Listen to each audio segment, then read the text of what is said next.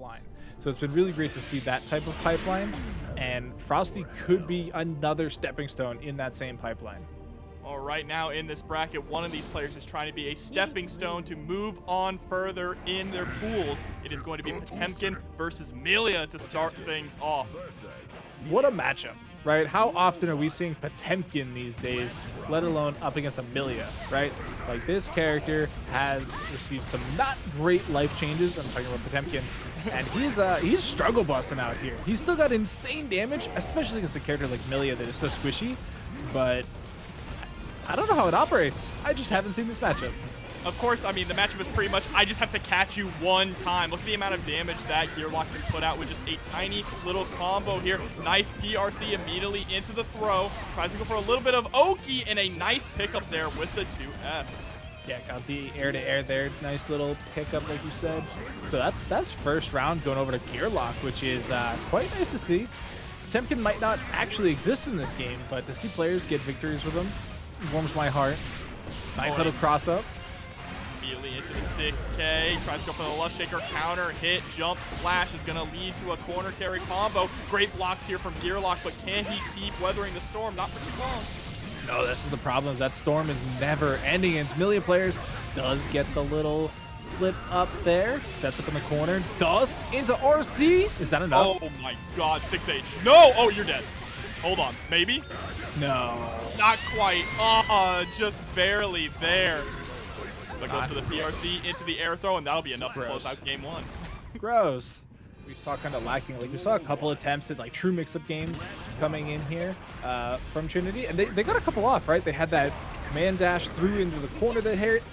They had a nice couple left rights mid-screen that worked out for them, but they usually got like one break, right? They got one mix-up. If it hit, cool. If it didn't hit, that was it. They didn't get anything further.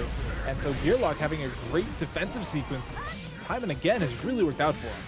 Yeah, and that was an unfortunate PRC. I think he wanted a PRC into a button, but it didn't quite work out. Still has a massive life lead here. Going for the flick. Back up against the wall. Put that backwards Mega Fist, Doctor. They're just getting such a life lead here for Gearlock, and it's, against Millia, a character that is basically paper mache. It can be very difficult to mount that comeback, but because everything Potemkin does is so damaging, it just round start works out for him. Yeah, but now Trinity is in a very strong position. Beautiful 5P to press out of the pressure, and there it is. Potemkin Buster. Oh my god!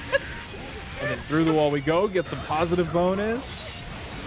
Just a casual, 80% of your health in 2 moves. Classic. Yeah. That's the thing. It is classic Potemkin. Gold Burst coming out here for Trinity.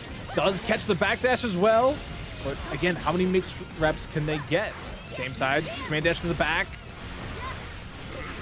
Oh, there we go. YRC is going to answer back with the winger. Reversal. Not enough, though. Oh, they didn't believe. This is still a really scary situation. You see Trinity trying to utilize this movement, trying to force Gearlock to whiff something, but it's not working. Oh, they actually take the hair car through, and it's just hit after hit after hit. The PRC! It's finally blocked, though, by Trinity, but it's still just one touch. They run up, get the hit, stay alive a little bit longer. Really nice far slash coming out pretty fast there to win outright at the end, and that is finally a round for Trinity, but they have to keep this momentum up now. Cannot allow Gearlock to get up 2-0. Yeah, even in a first to 3, you never want to have to bet your life on a reverse 3-0. Getting caught low, not watching the toes, and you're done. See you next game. Tossed right in. Trinity's going to be the one who has to really work hard to make this comeback. And it's about getting more bang for your buck, right? Winning out in neutral, I like that. Starting off with 2K2D. Gets it again.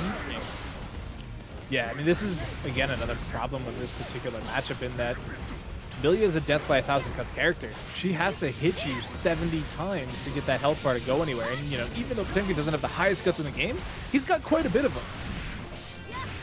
A disgusting mix up there. The disc actually pulling Gearlock back into the corner for the JH to cross up. Here's a positive bonus, but runs right into his arms. That was positive bonus with Oki, and Trinity just got completely thrown out of whatever they were trying to do. Does get the hit there with the hair car into the RC, closes up the round quite cleanly after that little snafu. here we are. Oh, we get the propel. Tries to go for the fastball shenanigans, but not going to work out. Backwards Mega Fist has the reversal. And then she gets the raw hit there. 2K, 2B. That's fully charged. You're done. As long as we got these. If we have this combo, which we do. Potemkin players got them. they need them. That's true. That's one of the... I love seeing people with their practice full dust combos because it's such a rare event. And to see them hit it and then still have the hits in the air, it shows that they at least worked on it. This is not a good round. This is a very tough round here for Trinity. Quite far behind on the life department. Tries to go for the pins, but it gets beaten out. Yo, burst comes out right after the hair car. I like that decision from Gearlock. Sends out some plus frames with the overdrive. Oh, wow, the pickup there was clean. Gets it again. Back into it. I like how Trinity is playing the neutral game now. There's the PRC. Tries to get the goal burst, but whiffs it, and that could spell doom. It absolutely does. Mega Fist coming down on Trinity's head and sending them to the loser's bracket. All right, so I like one of these characters. But yeah, we got Margarita on the P1 side up against Skulldugger's P2. And Faust is an odd character, to say the least. And I've been seeing a lot less Zato lately, personally. I don't know if it's just people aren't having as much enjoyment of the character. I think it's still incredibly strong, but I think people are having a lot more fun with the aggressive characters right now. Yeah, absolutely. Speaking of aggressive, Skull is being hyper-aggressive here with the PRC into the command grab. Put the Afro on straight into the safe jump. Now you have to hold all this pressure. And you're exploded by that fiery Afro. Gets caught by the Scarecrow. And it looks like Margarita is already wasting away here. Straight into round number 2. Okay, nice start off with the 2S to summon Eddie, trying to catch Faust in the air with the frog to no avail, but we have walked Skull to the corner. Yeah, but the problem is as soon as you get that hit, the Eddie meter's red. It was completely gone because you spent all of it trying to get in. Here we are going to reset it though with Excalibur. What can we get mid-screen though? Forces the burst and Eddie's gone for a little bit. Oh, the 2H. I love that, utilizing the fly just to get right over it. Now you're stuck between a rock and a hard place. Is going to get hit with the 5D. Not enough to close it out though. Didn't have any meter. Does need just one more hit, but we got Faust on the back turn. Hammer actually worked on the bounce. That is great there for Skullduggers. And the PRC clash. I don't even know where the damage came from. Oh, so here we go. J2K in. Tries to go for the overhead. Margarita ready to block it this time. Good burst. Oh, good burst as well. Like, it's functionally a good burst. It still doesn't feel good, though, is the problem. Doctor, did you see that confirmed from Skull? Hitting 5K from max range and doing dash cancel, mix to get the full pickup? That was insane. Pretty great. Love seeing Faust players put that work in and get this character to work. He even just punted Eddie. You do get the Excalibur to reset him, but actually the Excalibur hit too. That's great to see. Snakes are coming in. Got more pressure in the corner, but Skullduggers is still fighting their way out. Gets the trumpet for the homies. We have John Conboy coming through with a $5 direct contribution to the match. Reno, thank you so much. No! Just as Skull takes game number 1. And Zev with a $10 direct contribution. I love that icon. I like the animation. It's quite out there. But no, that was some really great stuff coming in for Skulldugger. I think they worked around the items well enough. And granted, they got some pretty good items a lot of the time, right? They got a lot of 1,000 tons. They got a lot of hammers. They didn't get many just Afro pulls or even just trumpets. But the few trumpets they did get, they were also able to pick up. So it wasn't like they were ever on the receiving end of that type of pressure. Yeah, absolutely. Definitely always pressing forward, right? That seems to be what Skull is doing. Is not content to back off. Just wants to keep the pressure going like Margarita is trying to do at the start of this round. Yeah, so again, Margarita just running through the entirety of their Eddie bar, though, so that when they do finally get into a position, they don't have any backup. And that was a banana peel coming out through. Oh, he punted the Eddie right as Margarita hit the normal. Now you got to hold all this pressure, forced to burst out. Oh, but that JK reaching far enough to hit the Afro hitbox. Unfortunately, the mix is a little too low, so Skull is going to get punished for it and sent through this wall. These puppet characters, man, so much privilege to be able to set up that 5 dust and keep it completely safe. And when it works, you just explode. So, Zato getting a little bit nice. Right, good round for Margarita. Just needs to maintain this momentum here. It can be difficult when a ton of items are out for Faust to, for Zato to actually keep Eddie alive, right? So many of Faust's items are good at just obliterating Eddie, whether it be the bombs or the homies, and especially the weight. That hit the very max tip of this scythe. Pickle, that's what it's for. With the bomb on the other side of Eddie. So, oh, what? Hello? You just interrupted the Excalibur. Oh, and then the 6P into item toss super. What is this RNG? There's Mini Faust, picks it up. All this pressure coming through, and Margarita is able to block it all, but then tries to press. And no burst. I respect it. Didn't want to go for the hero burst there. Did you see in the middle of all of that, Margarita actually just blocked the Scarecrow tornado every time? He was absolutely unreal, but still got caught by that 5-8. But True. Now Margarita is going to catch Skullduggers, putting him into the corner. Man grab does so much damage. Not like the red RC just immediately popped them through the wall. Positive bonus. This is a tough spot for Skullduggers. Oh no, Skull whiffs the command grab attempt. The burst is baited out, and Margarita's going to tie things up 1-1. It's not like he has a meterless reversal. He can't just DP out. Yeah, I mean, absolutely. He's definitely got to think about it and utilize the system mechanics to his advantage. Going to utilize his counter hit to his advantage as well, getting the Mini Faust out in the corner. Look at these items. Whole lot of shenanigans coming through. Does get the command grab into the Afro application. Now has to hold a little bit of blocks though, but that Eddie meter is now empty. Which means it is now Skullduggers' turn. What was that RC? That was insane. Threw the bomb bag into the sickle stab. And now here we go. It's the hammer. Dropping the hammer on him. No YRC for you. Here we go. Running up, trying to harass with the 2K. Gets the mortal counter on the 5H. And Margarita once again with a good burst on the scaffold. Banana on the field. Now it's just a peel. But we still got that mix off of the counter hit. The homies are coming through. This bomb is still in play. Oh, and the bomb ignited the Afro. Oh, yeah. Oh, the trumpet got picked up by Skullduggers too. Their item RNG has been perfect. And the Afro is going to be lit, and then I can go into my pressure. I love that kind of fast decision making from Faust.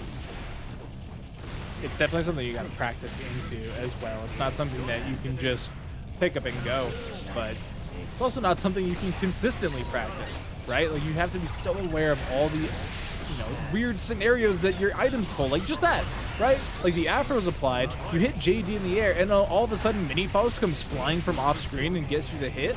Like, how do you practice that? There we go. Trumpet is going to be on Margarita's side. Skull able to get around it by using the Scarecrow and avoids the throw attempt with the jump D. J2K is going to put us here at set point now for Skull.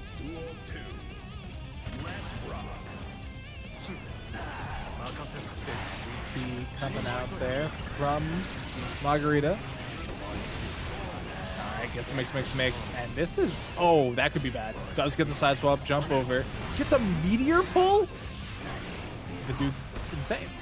A meteor pulled that close range too. Immediately goes straight into the bomb. Mini Faust is gonna come out, activated here. I mean, it's just hard for Margarita to keep up. Yeah, like that's another thing, like, hello? I didn't think he was close enough. What did he? I think he knocked it away with it. It looked like this. 20, This actually should be pretty good. Again. Stay 6 No, feet away. Yeah, I mean, this should actually be pretty good. Here we go, throw right off the bat. Solar is going to be the one in the full denim, while Green is rocking the pastel colors, both the best colors for Axel. So I love these guys. Yeah, I think the Axel mirror is actually kind of fun to watch these days, right? It's not as one-sided as some of those other mirrors can be, but they also just look so much cooler. Flying around the screen, going for different RC plays, throwing backs of bombers in there. And there we go, that 2H coming out. 2H is going to be very strong to try and stuff the start of Renson if you get too predictable with your Renson throw out. Oh, but one this time comboing into Rainwater. I like that a lot. Unfortunately, unable to pick up afterwards, and JS from Solar is going to be able to take the round. Good stuff coming out there from Solar. Greed trying to set up far away, though. Does not want to be anywhere close. And as soon as they try to make that change up to go in, they just get beat out. Oh, nice backdash. To the throw. A nice backdash as well there from Solar, trying to fight the wall of the corner, but Greed goes for that aggressive burst. And counter hit there, trying to get in, jumps over the command grab. Patience here so far, but a counter hit to H is going to be able to reel in, goes for the OTG, keeping that close slash pressure up.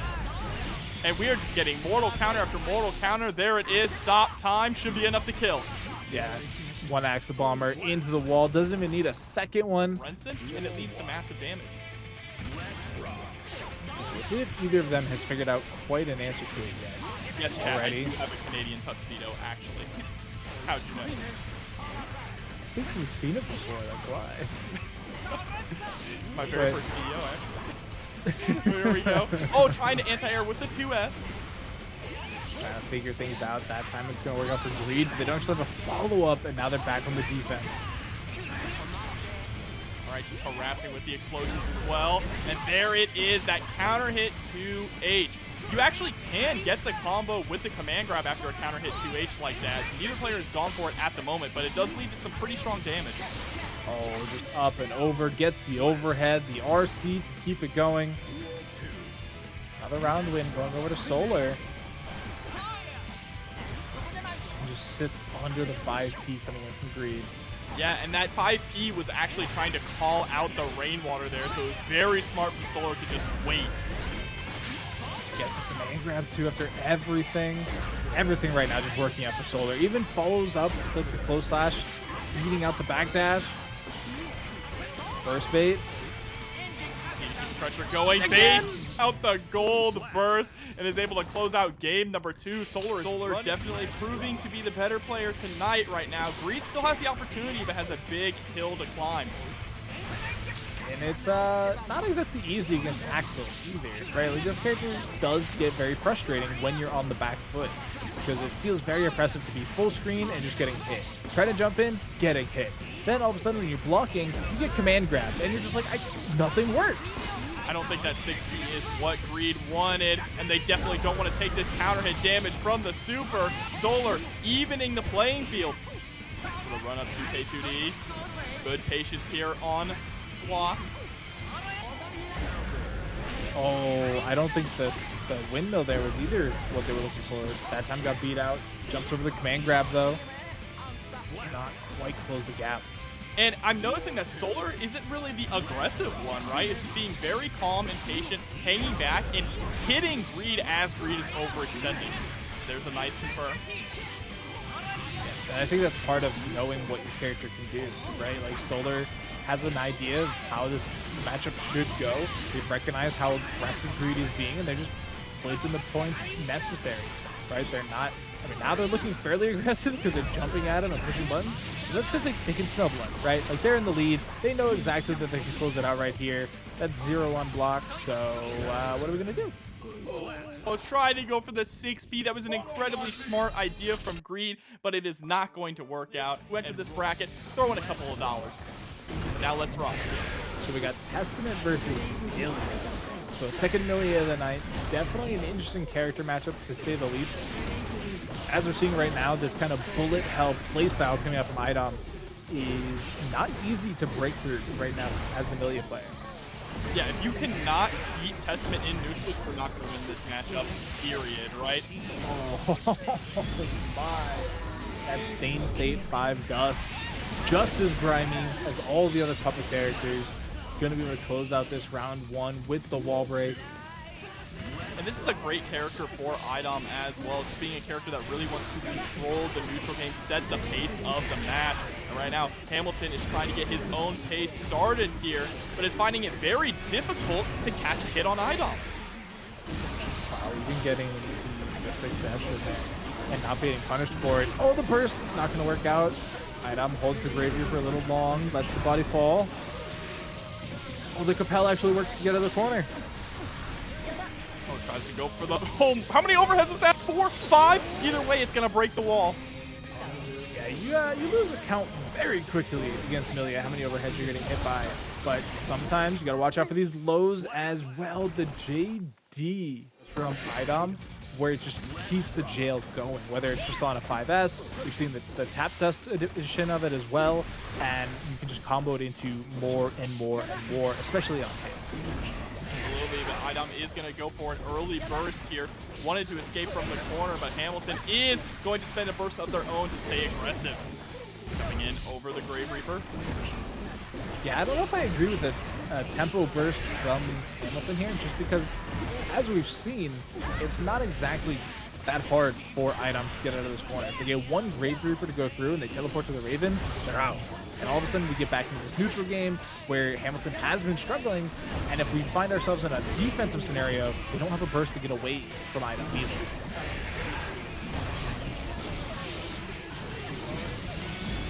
Pick up from IDom.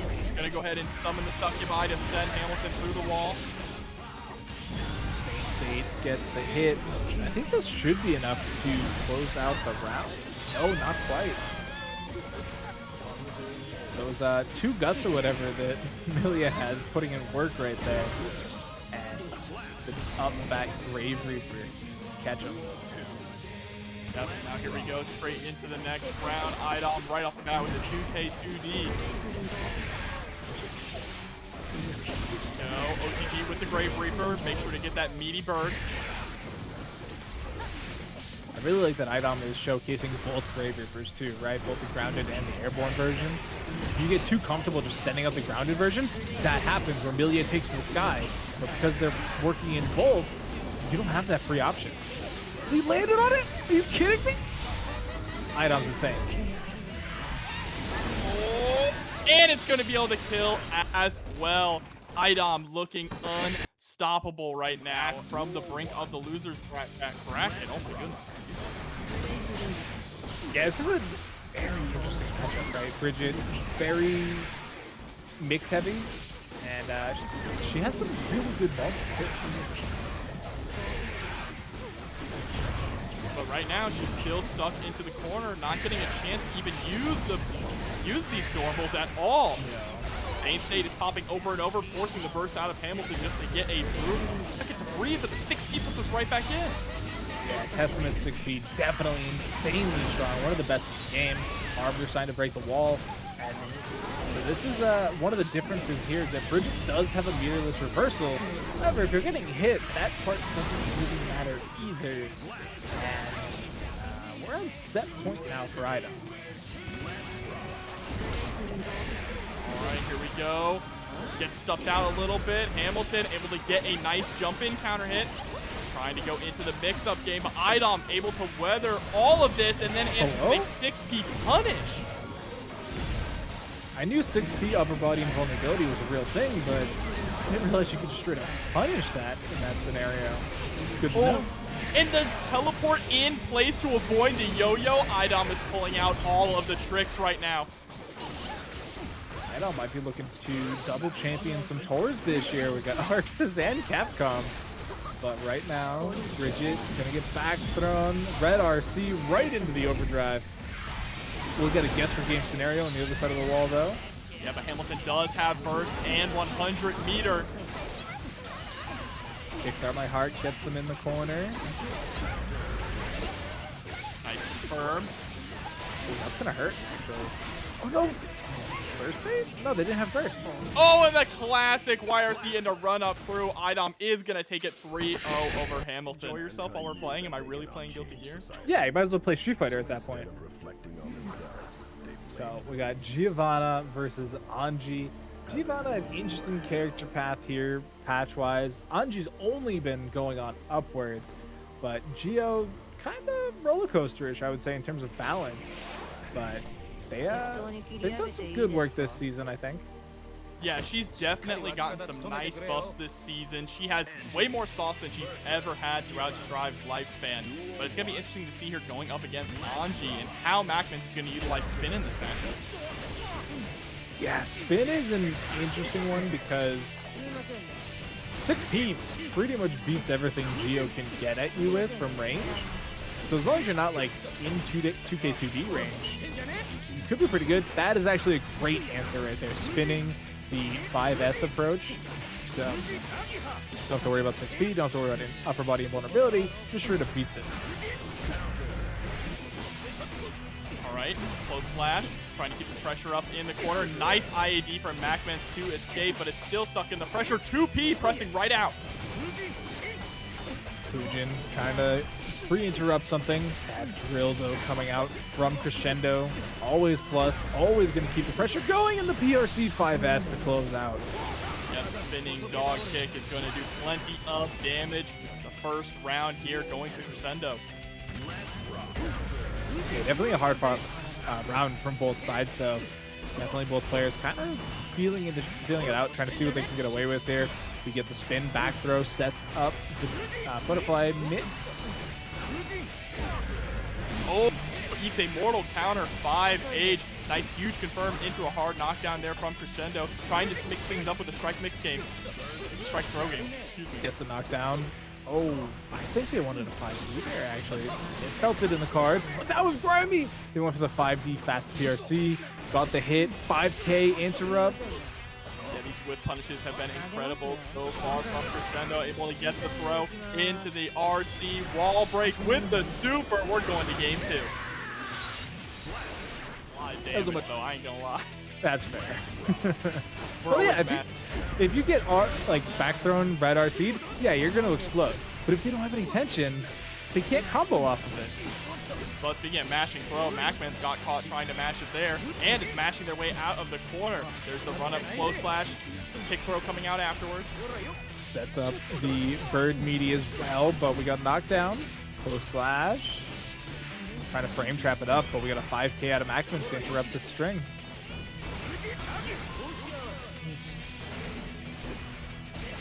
Okay. Stagger pressure coming through. MacMens being smart to not try and press within these block strings anymore. Doesn't want to eat another mortal counter, but does eat a mix-up. Oh my god! It was never-ending damage after that mix-up as well. He just got dribbled. Yes. Can't touch the ground. Floor is lava, as they say. Does get the spin through into the back throw. Gets the overhead as well. That's some great damage forcing the burst out.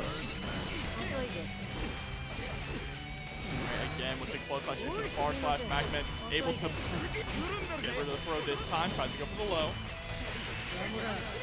Oh no, didn't respect the frames of the close slash. It's a ton of damage for it, but they find themselves out of the corner, thankfully. Yeah, still keeping that pressure on though, checking with the 5P. Gets the overhead, but didn't have the RC behind it. Fast RC to go low. All right, goes overhead this time. Spends the meter. Should be able to get the wall break. No!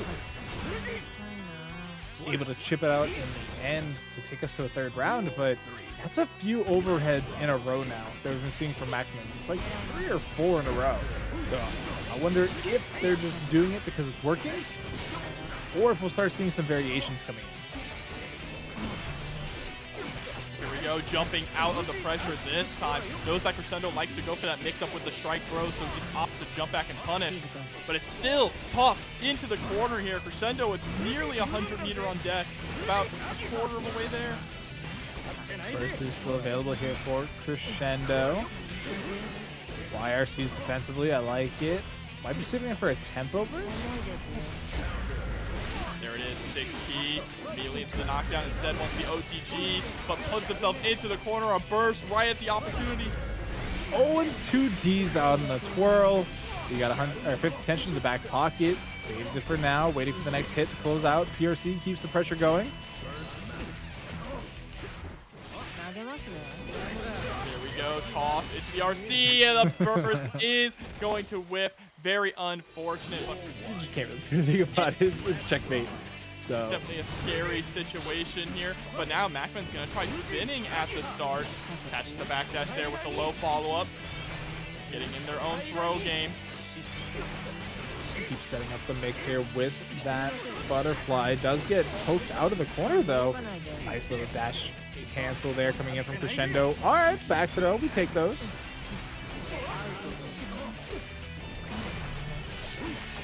Oh, in. Goes for the overhead this time. Oh, the surprise overhead with the 5D. MacMens is going to be able to steal away the round. No one will expect the double overhead. Round start, backdash into forward throw. Does it again? Oh, MacMens, you should have taken the throw, my man.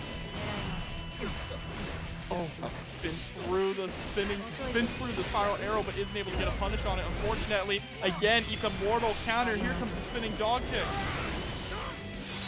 I believe it's still plus even on Spora, which is very frustrating to deal with if you're an Anji player. But again, that's why 6P is so good, because it adds that upper body vulnerability and just beats it out because it's considered airborne. So definitely look to add that to your repertoire if you're facing off against a Giovanna player. Right now, this life lead is near insurmountable. Does get the punish that time, though.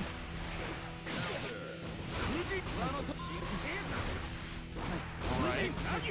Goes for the low this time. Flip kick comes through. YRC gets blocked, and there it is, the 5H. And now Crescendo sitting at set point. Set point locked in. Fishing out there with the 2K. Does get the hit they needed. Follows through with the jump in as well. This is already a pretty serious life lead. A quarter of the HP bar. Make that 50% gone here for MacMens. The axe kick. Dashing in. Oh, flip kick. Yeah, that DP was very tricky. Here we go. PRC. Gets the overhead into the RC combo, forcing the burst here out of Crescendo. Crescendo really only needs one more hit, though. Dog slash into the red RC, side swaps. Alright, Oh, the throw. Yep, the throw is going to be able to do it there, and that's the scary thing about Giovanna. But, oh, and there's Tong with the $24 contribution. That's Tong for giving us a place to talk about video games. Both minions immediately canceled, and the third one not far behind it. Able to get the afro right at the start. Nice IBFD, but still the explosion is going to catch them. Tong coming through with another direct contribution. Thank you. That's the boss man. Mini Faust coming through, gets the hit into the mix. Oh, that was cheap. Oh, it's not enough though. I thought that was the end of the round. Oh, a perfect for CPU. Alright, 5B, just trying to keep the pressure up. There's the 5H, burst comes out.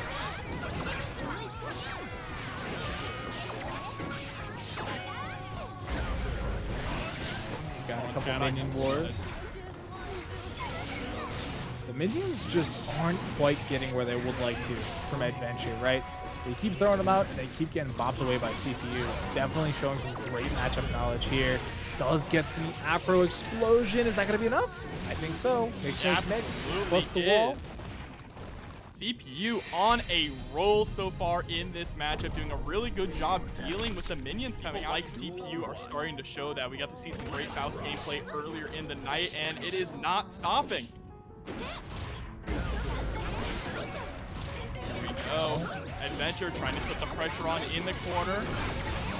Minions for days. No. Baits out the burst. That was so grimy with the burst bait too.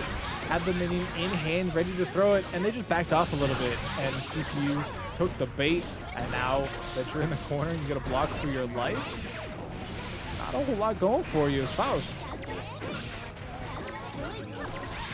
Oh, but the Scarecrow PRC in, just completely ignoring the neutral game altogether. Does have to get back in though. Oh, he came down from above, and they beat up the minion. Yeah, remember, Jackal cannot block when she's holding a minion there, so that was very smart from CPU, but is going to get clipped by the lollipop there. Eddventure takes the round. Started off strong, but definitely got a little bit scary at the end for Eddventure, but now that they're back in full control of this corner again, get that 50 tension, they wave the attack flag, and look at risk collide. And the Chipp, too. The Chipp has actually been at... Oh, they didn't die. Now they're dead here. Yeah. And with a perfect Asbel, Eddventure 2-1. And it's honestly, the round start here, not a great one for CPU. They're now sandwiched between Jacko and a couple minions. The forward throw is going to come out, and they got sandwiched again, already forced to burst. And that was a very good burst, though, from CPU. Was actually able to push Eddventure to the corner, and what a coast-to-coast combo. Even had a little bit of help from the Meteor there. That bomb, hate to see it. That was a Tom and Jerry moment, slipping on the banana peel into the bomb. YRC, great usage of it there. Gets 2 minions and Jacko to fall away. Why are you running? There we go. Sets up the minion again and tries to get the cross up. CPU is going to lose out in this round.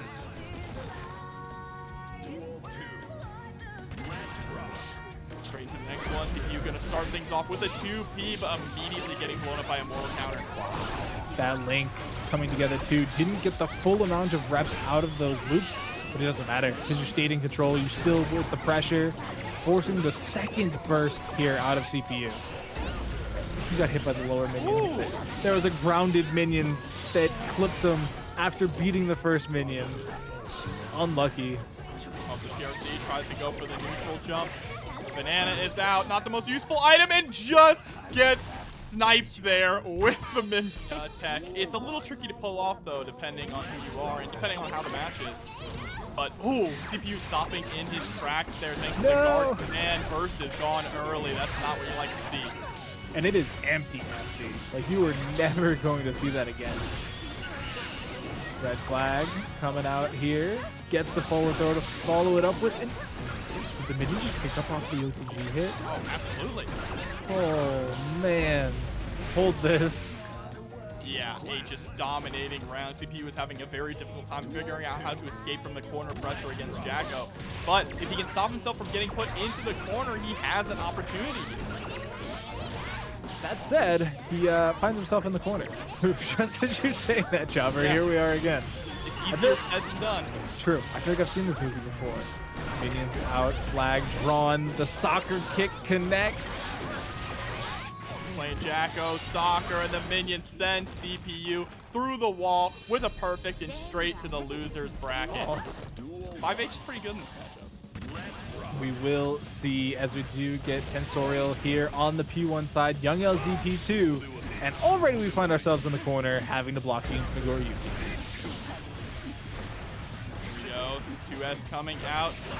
Tensorial just not finding any room to breathe at the moment. Young LZ is getting away with these buttons for free. There we go. Pressing out, stroke the big tree, but the aggressive burst. Young LZ is hungry for this round.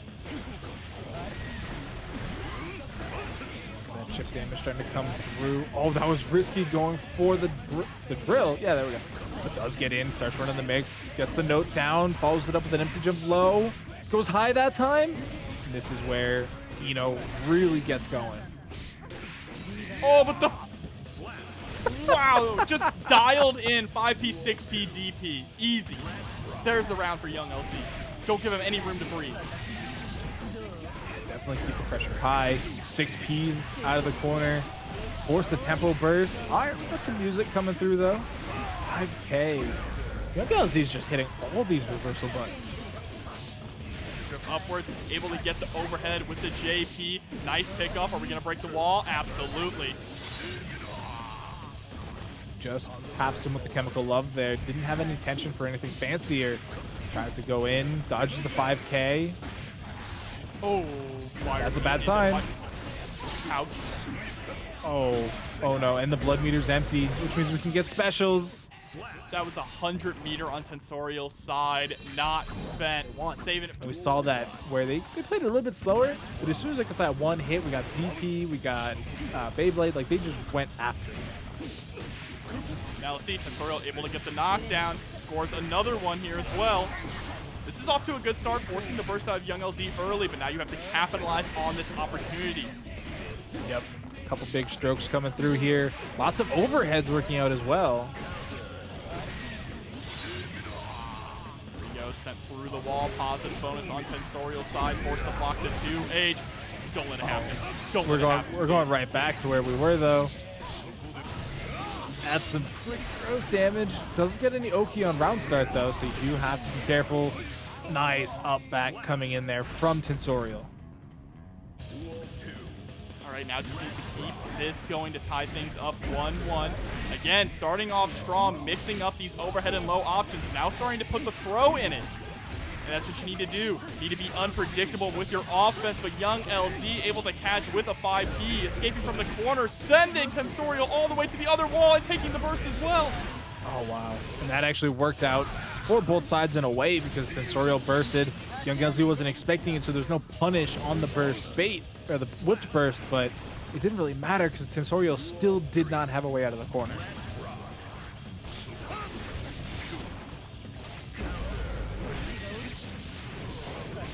Okay, gets the pick up, hard knockdown. Ooh, nice little cross up there, and goes right underneath the burst with the stroke to big tree. Gets the cross up again, resetting into an overhead. He's getting a lot of mileage out of these meaty notes as well. As long as they've been able to keep those tight, we have not seen young LZ be able to get out of it. And so that's actually going to tie it up right there. Safe jumps for those kind of options. Yeah, that's like kind of one of those awkward benefits of her float dash, right? Where it's just so wonky comparatively to other neutral jumps. And we've seen it, you know, fail a couple times now as we do see the slash just crush through the note. But uh-oh, there's the blood rage. This is a huge opportunity for Tensorial, but oh my. That's a tough thing to beat, right? Because the other option is to run up throw as Tensorial, but I think because of the floaty dash, I don't think you get there in time now that I'm thinking about it. Rio stroke. Gets the throw as well in the corner. Go for the double overhead. No stroke to big tree there. Young LZ was waiting for it, but he's going to land a Beyblade with one confirmed, putting Tensorial through the wall. Yeah, and you're never going to see a Nagoriyuki player, you know, stall for a slump. They'll just crush you through the wall. Damage is king. That was actually interesting. You saw young LZ, I believe, start up a 6P animation, and they still got hit overhead. Fire C, dive straight over the 5H. Face meets dirt. Fades No. out the first. And there it is, 6H. Young LZ going up 2 on the board. Definitely. True. Don't get hit. Here we go. Beyblade right off the bat. Young LZ feeling very, very good about this round, but Tensorial is going to be able to get the first blood. Trying to get in this corner, and you're seeing a lot of FD come out from young LZ because they know that they need to keep this distance. They cannot let these high lows continue. That said, they don't have any left, so they're just getting beaten up in the corner here. Be able to break the wall and get the kill. Fully charged 5D, absolutely.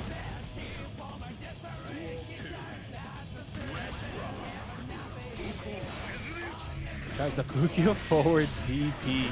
Goes young LZ. That is an interesting sequence. Oh, that Beyblade.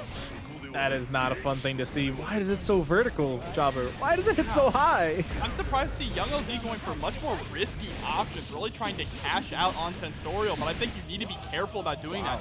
Sure, you get burst damage here and there, but when it comes to the neutral game, it's not the smartest option. Now look where young LZ is. And we got the overdrive. Should be more than enough to take us to a game 4. Yeah, and Tensorial set up the note and just let it hit mid. They didn't go for the low version of it that time. And you saw young LZ get counter hit because they tried to slash through it again like we saw earlier when they won the round. But because of the set up frames of them trying to stand up again, they just got beaten out by it. That said, it's Nagoriyuki, right? Any round can go this way as we're seeing right now. oh, but there's the stroke right underneath the far slap. And this is where Ino is at her best. But beautiful poke out there. If you keep trying to go for the overheads over and over, the opponent can press out of it, and young LZ is now at set point. Just exploding health bars that way. And round start this time. Again, Fukio forward goes for both pieces of the DP. Does connect that time though, and now you're back in the corner as Ino strokes under the slash. Gets the air throw here, tossing further to the corner. Goes for the follow-up with JD. Beautiful confirm for Fortissimo to break the wall. some pretty solid damage there. Gets the Oki on round start as well. Went for the high, kind of go low, gets it. That's a hero burst, though. An absolute hero burst. Yeah, LZ must feel very confident, and I can't blame him. He's got Nagoriyuki at the wheel. Neutral round start, though, and it's only going to take one hit coming in here from Tensorial. Oh, that's it. You're done. RC? Yep. The burst baited out with the Gamma Blade. Oh, my goodness. Ramlethal, because the problem is if you do it that way, you were a beta Ramlethal player. And then once the game released, you played Soul, and now you're back. Dang, don't call him like that. Here we go. Bombs are out, and the mini Faust activated, jumping in to force the block. Oh, and you just got hit. Raw coming in on the jumping. You gotta be so careful around that Rekka. If you get hit by second or third Raw, it will explode your life bar. Here we go. There's the 4 straight into the green. Oh, talking to him there with the JP. And that should be the round. Yep, RC gets the 5K. Just an item toss for good measure. Why not?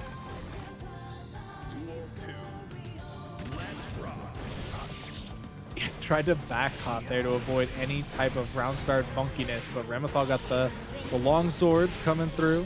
Gets the sword explosion, and that's gonna be some chunky damage. Didn't get the 5K conversion. Able to land the throw though.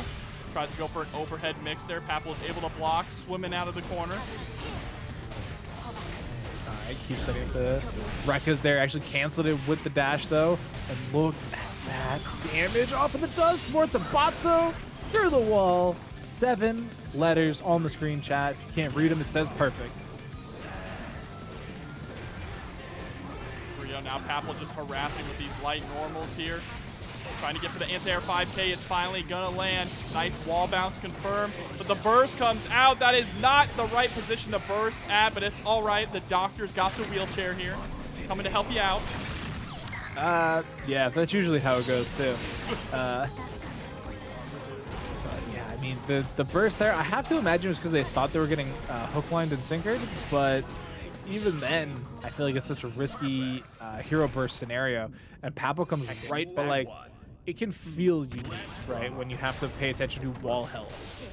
I like that you mentioned Tekken, because this game sometimes reminds me of like 2D Tekken. I will say 2D Tekken would be superior, so that's why I'm here, actually. Wow. Hold on, chat. Don't listen to that. Watch this game instead, all right?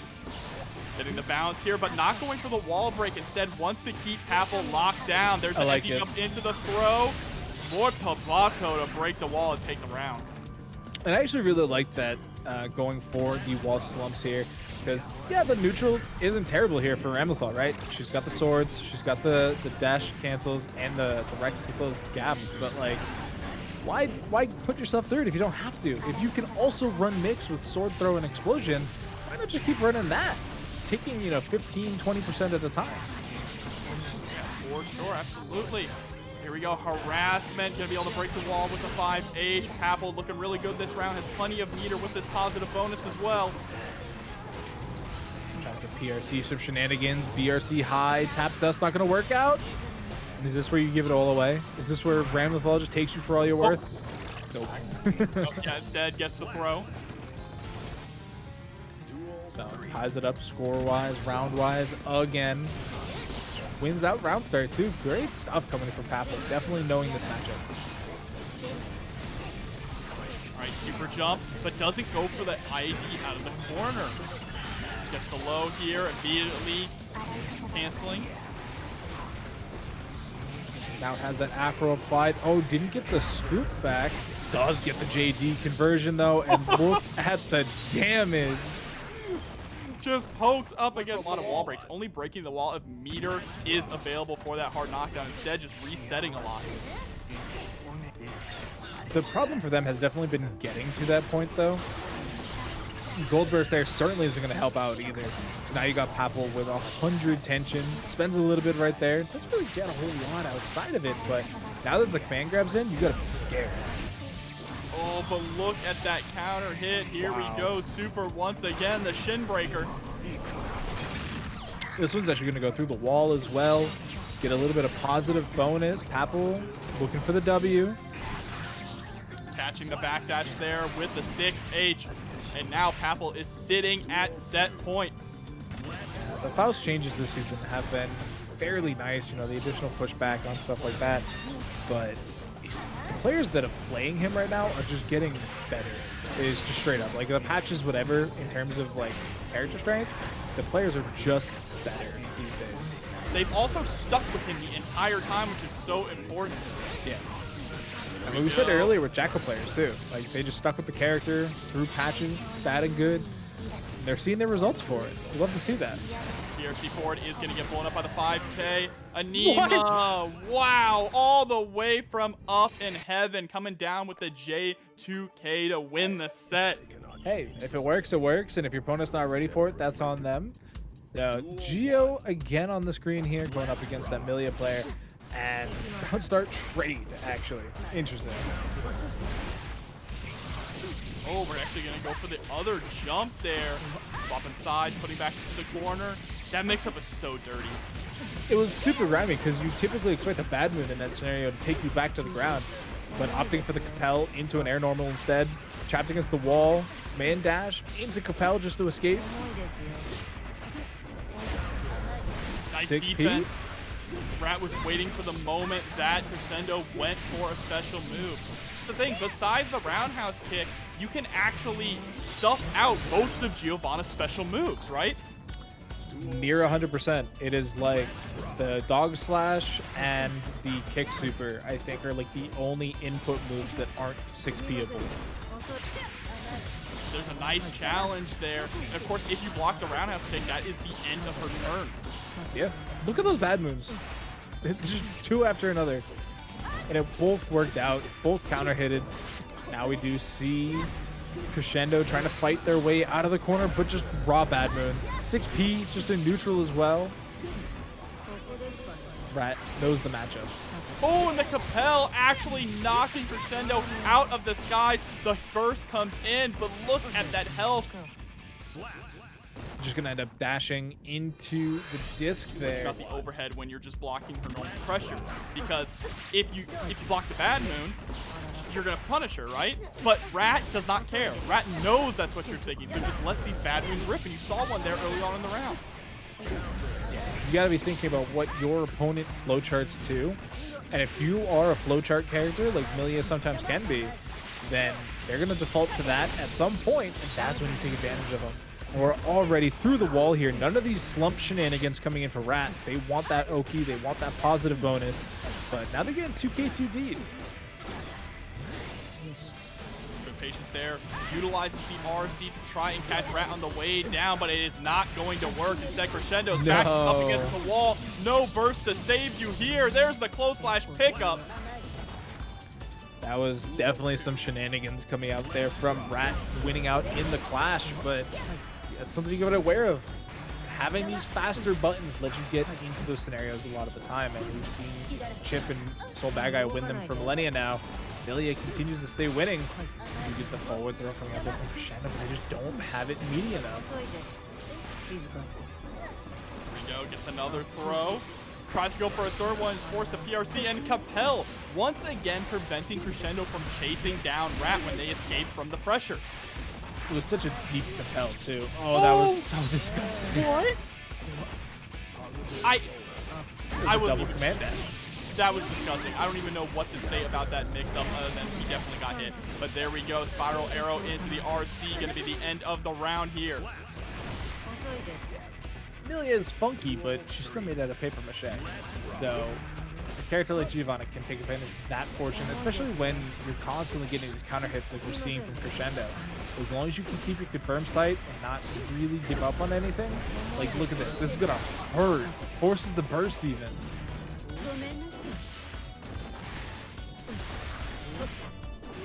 All right, Millia is a grappler. There we go, gets the overhead, picks up with the close slash. Through the wall again, positive bonus, but Crescendo nearly at 100 meter as well. Blunt's gonna help us quite a bit. We'll see an RC here in a second. Goes for the chase down, gets the 2P. Okay, there's a good use of meter with the BRC. I was going to say, one of Crescendo's downsides so far this set has really been spending meter and not getting anything for it. Wow, that's going to end the round. As long as this combo doesn't drop. Yes, the OTG pickup. Yeah, that was a really funky interaction. Beating up the hair car. With you just joining us, it is 3 out of 5 the entire night long. So everybody gets plenty of chances to adapt to their opponent. Already, tech comes out. You got the plus frames. Got to respect them. Oh, but that command dash forward is going to get stuffed out by the 2K.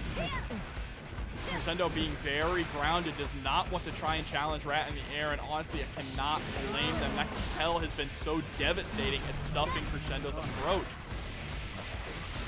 And the left-right is just unblockable. It's so fast coming out from Rat. Gets the knockdown here with the overdrive.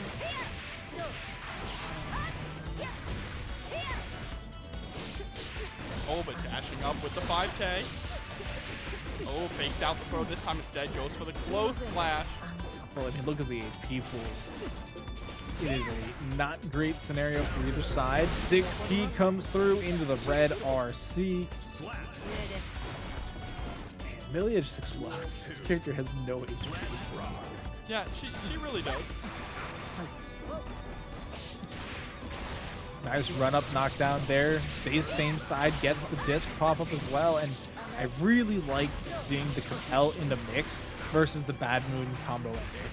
Yeah, I do too, but look at this pressure as well. There's the RC after the hair card. Goes for the double overhead. Tries to go for a third one, but Crescendo does answer with the 6P. No room to escape. It gets stuck to the wall off of a far slash. Tries to close that gap with the dash up 5S as well, but it leaves you so active to try and defend against. Look at that dash forward 5P. Crescendo getting a little bit of momentum here. Has 50 attention in the back pocket. Uses it offensively. Plus frames. Gets the hit. Did build up enough meter though for the super. Dashes there after the roundhouse kick, No. recognizing that was the end. Hair car all the way in, gets the JK, but not close enough to confirm. JH is going to get the round though. Just a whole lot of wildness at the end of the round there. Start. Pin Needle's going to work out there. 6P. Tempo Burst. Rat just wants to close this out. Gold Burst is blocked, but no punish. Nice 6P. Crescendo is starting to answer a lot of this IED pressure with 6P. For good reason, right? It's such a strong answer. As long as you're not getting baited by it, you should be good in a lot of these scenarios. But oh my God, why is she allowed to take the corner on a slump? That's just wrong. Here we go though, knockdown, gets the throw. OTG into dash cancel, and that not enough actually. Didn't have potential for an overdrive. Wall splatted super early, I feel. Hair car in the red RC. Papple is blocked, and it's just a 2K to close out. And now it's going to be Crescendo. Disc isn't there. 6P's coming out from Crescendo, and a lot of these times it's winning out. Rio actually going to go for a bit of a delayed 2S this time. Nice burst from Crescendo, puts Rat into the corner, but didn't capitalize on the opportunity. Allowed Rat to have too much room to breathe. This life lead is huge for Rat, even with a character health bar like this. Overdrive not going to be close enough for the wall break, but stays same side, goes opposite. Flash always going to go to Millia. And again, the falling JH. Crescendo is getting caught by these consistently. So now Rat looking to tie it up and take us to a game 5. But Crescendo has anything to say with it. We're going to close it out in this game. We do have a little bit of work to do before we get there. 6P's the spiral arrow. Oh, the delayed overhead there with the air dash. That was that thing Grammy makes up we saw earlier, where it's command dash into the corner, dash back out, but Crescendo ready for it this time. Oh, and what a DP pickup! Should be able to close this out. Fully charged dust is going to do it, and now Crescendo is sitting at set point here against Rat. I believe this is to get into top 16 winners. if my bracketology is correct, which it usually isn't. But Papple up and over again, blocked by Crescendo. Fully charged dust, tap dust. Either way, we're going for a ride. One more touch is all Crescendo needs. A throw will do it as well. But the 6P. 6P. Go figure. The move that has been really putting in the work for Crescendo after the second game is the one that closes out the set. Baking soda, yes, chat. The cost of baking soda is $1. It's how you keep those cakes nice and fluffy. But now Anyway, MFCR, the newly TNS MFCR. So congratulations and welcome Miguel to the TNS family. But going up against Solstice, it's gonna be a touch matchup to start things off. Yeah, this is a interesting one. I do think I kind of like Leo more, in all honesty, if I'm spinning out some hot takes. Because, as we're seeing on the screen right now, once that hit comes in, we are running to the races. Oh, but wow, Solstice is going in for the 5K, recognizing the block, and then backing off to see what MFCR was going to do, but that might have been a mistake. Oh, but the back throw is really smart here. Sets up the sword meaty. Tries to follow it up. Gets the second one. You gotta be ready for that. Solstice is going to be able to take the first round there. And MFCR was looking really good having Solstice in the corner, but always so prepared. Calm and cool Solstice. See if they can stay calm and cool under this pressure, though. There's a big counter hit. Tries to go for the overhead again. Good blocks with a mortal counter DP. Through the wall, none of those shenanigans. Doesn't get the Oki, but they've been winning neutral pretty well so far, and they're just gonna headbutt their way to victory. 7 letters, ties up the round score, and MFCR on good pace, I should say. There's another DP out. MFCR has spent, I think, more time in back turn stance than in regular stance so far in this set. Blocks the burst as well with the 2H punish. This is huge. Yeah, that's big damage. Gets the hit again. Next hit should be able to close out with the 100 tension. Oh, we got dust. That's didn't need any more damage. They had the perfect amount. Win in the end, who cares? So now that we've seen that game one, MFCR knows a little bit of how Solstice wants to rock this. They just got to be careful of the Ramlethal, PS. And right now, they're not doing a great job at that. I mean, it can be pretty difficult. There's the double dash in, trying to go for the throw. Oh, nice 5P. Gets the air-to-air, anti-air. Oh, this move is so good. It's so good. Cutter to get the hard knockdown here. Just a quick 50% of your health. Oh. And MFCR even tried to go for the very safe option with the 5P. No way. There's no way you're dead. Yeah. Welcome to Ramlethal. Yo, I love Guilty Gear. What a game. What a game. Man. Chat. That was so good. Oh, but an aggressive burst there from MFCR. Gets the run through. Oh, nice. But we got, I was gonna say 5P, really nice interruption there. No, you got hit, you fool. Jobber. Oh, if they had tension, that was gonna be the round jobber. Yeah, Solstice though recognizing the situation and opting to just hold MFCR in the corner by intentionally dropping the combo. And then the windshield wipers straight through the glass. Solstice ties things up 1-1. And that, not as big a fan though, just a slightly smaller fan. But either way, taking him to the corner, forcing the burst here out of MFCR. Gets the back throw, can set up their own pressure now. Oh, that's a big starter. Oh, the whiff 2K actually immediately goes into 5K and scores a hit. MFCR playing some really nice footsies now. That was so far away for the counter hit as well. Through the wall. Positive bonus on MFCR's side, but actually decides not to get aggressive. You know that wake up super affected him in some way, right? Just let Solstice get up.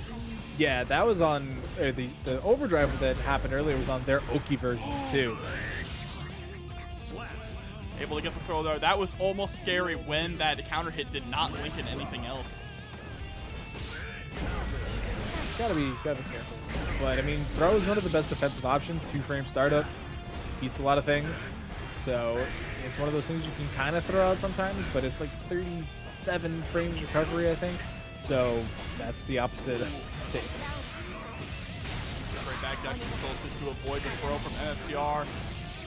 Breaking the wall this time here with the Gamma Ray. Yeah, this is one of the highest damage wall break opportunities in the game, so definitely recognizing the damage potential there. Starts strong, traps him with the sword explosion, and that'll be it. Yeah, and went for the fast RC close slash as well to make sure MFCR didn't burst, but I think in that situation MFCR was going to hold on to the burst anyway.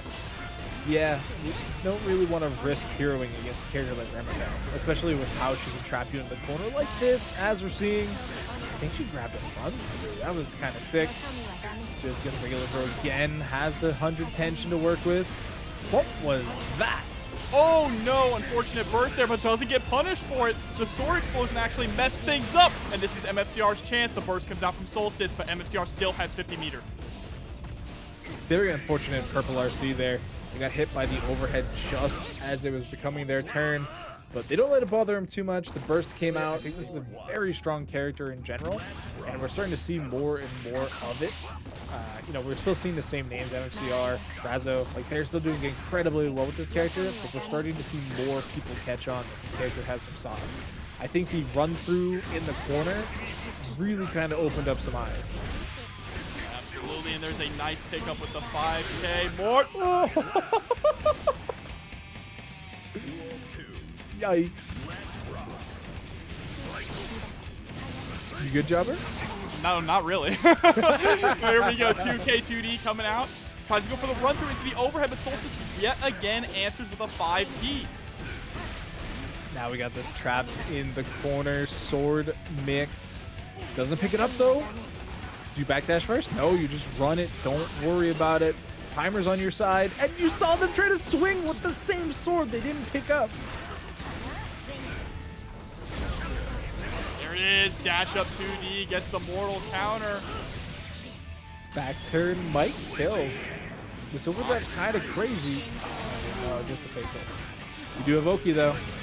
It goes for the run through. I love that. It's very scary. Solstice had 100 meter. And I think that the Mortabata would have auto-corrected too, so I don't think it would have really whiffed per se. No, let's be honest. It would have hit Leo from behind.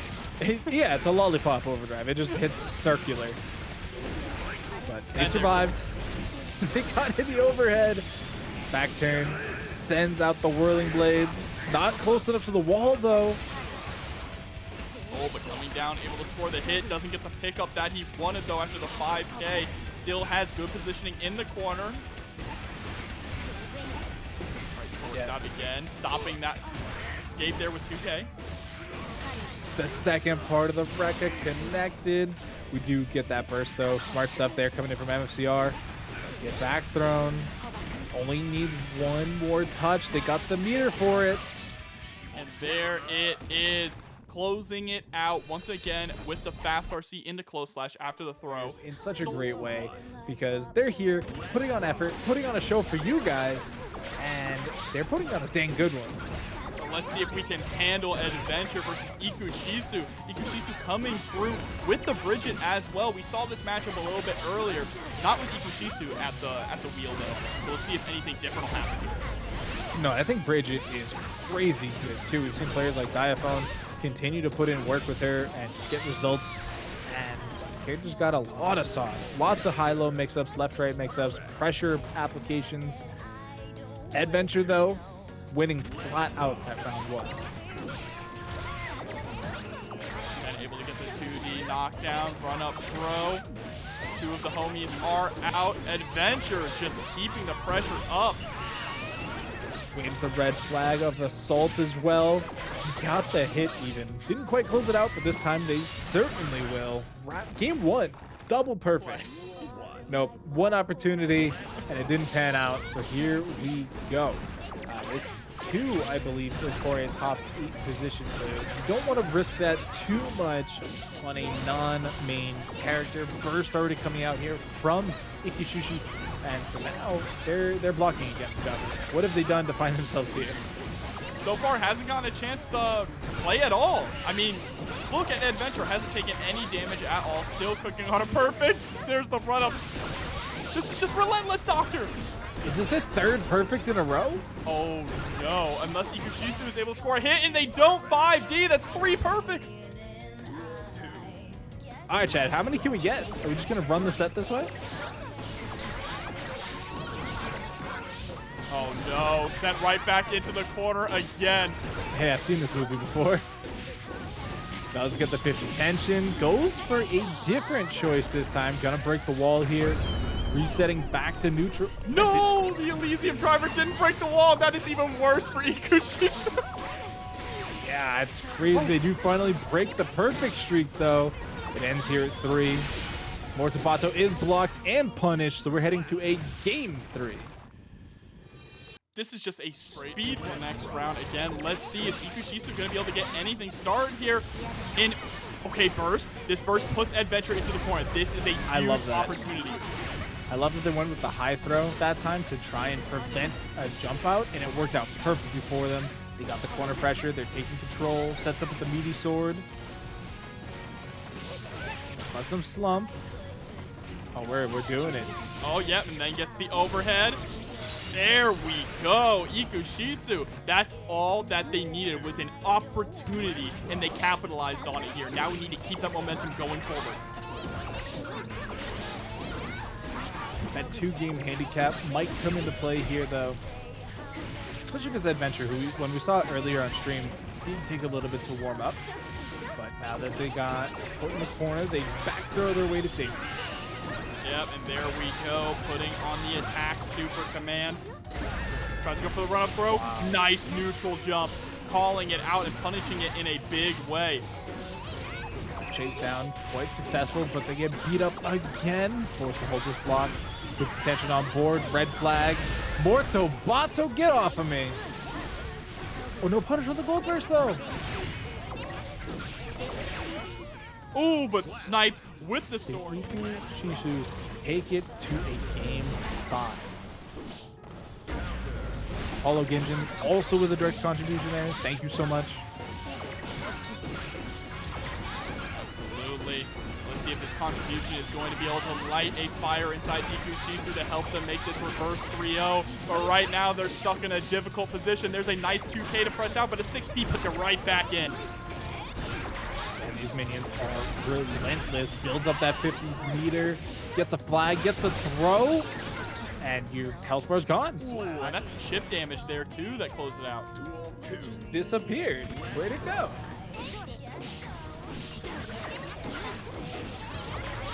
Oh, he's low with the minion on the other side.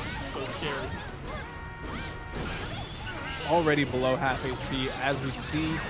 Flag wave comes in, burst comes out, tried to get him with the Daro. Not far enough though. I gotta block some more. Oh, doesn't block the second hit of the overhead, and there it is. Eddventure ending it the way that they started with a perfect.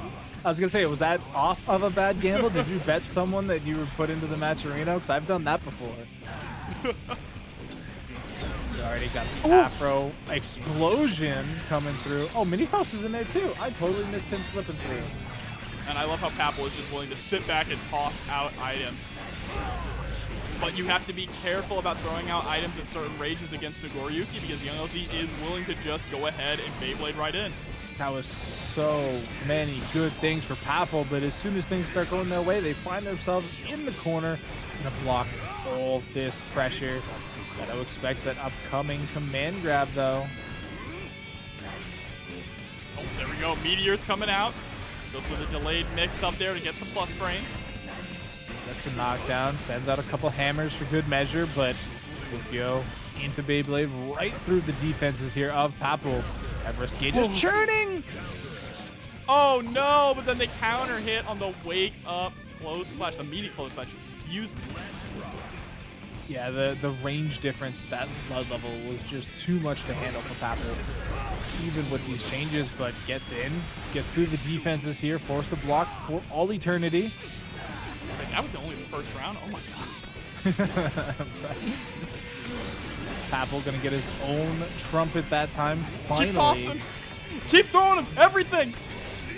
And the lack of meteor, not unexpected, but definitely unwelcome. Oh, had to spend the RC to make sure that the little homies didn't catch him. And there we go, scooting back. Bomb is out. Mini Faust holding that bomb in the corner. Gets a combo of the weight. It's not enough just yet, though. Still needs one more hit. Was that the hammer bouncing? Yeah, the hammer coming down. Well, there was two hammers. There was the one on the ground and the one in the air. So it was a hammer sandwich. For a second, I thought the hammer like bounced off the ground and hit him, but then I saw the second one in the air. This is just a Looney Tunes matchup right now, Doctor. It certainly is. We got the whole of the Acme Productions in Faust's pocket, but it is definitely looking very difficult to come up against this sword, especially with these blood levels that we're working within. Man grab works out.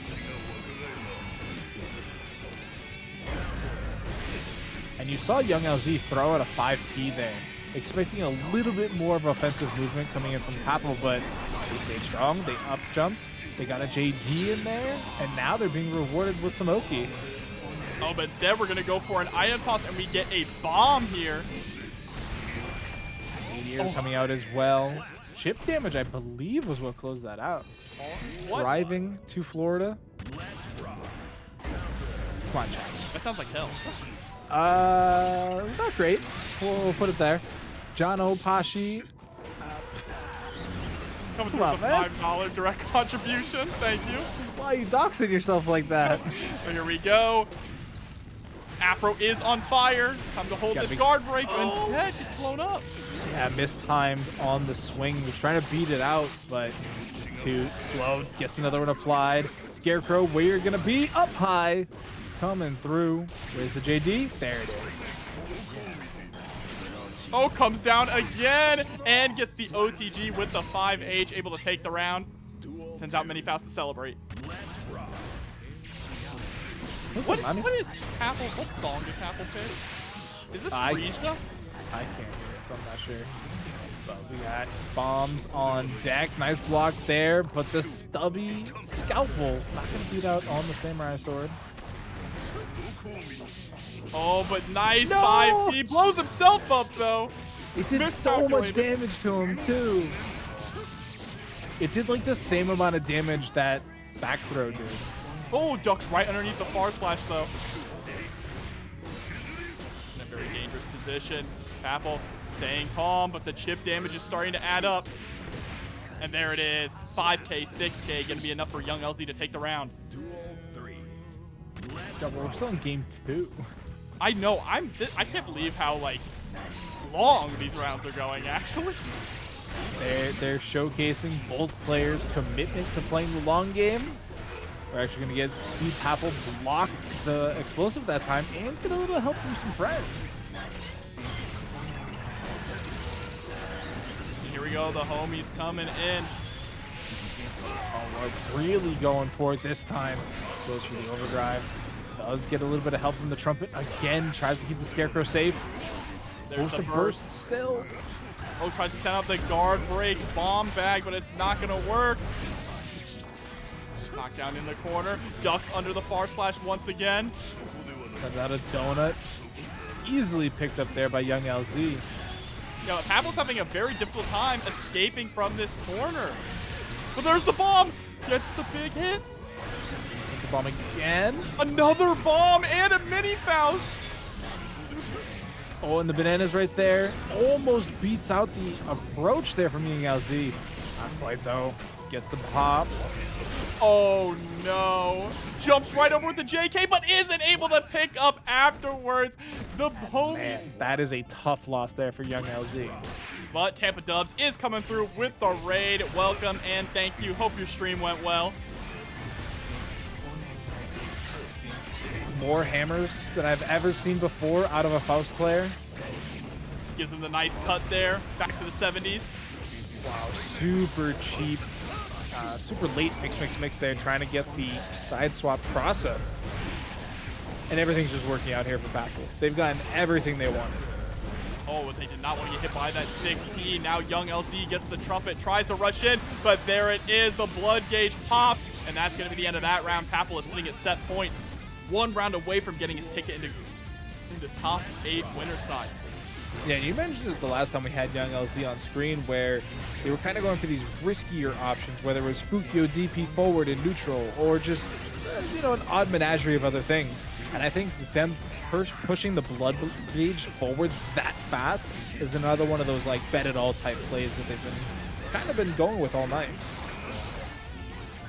I absolutely agree. And unfortunately, Papple is capitalizing on that as well.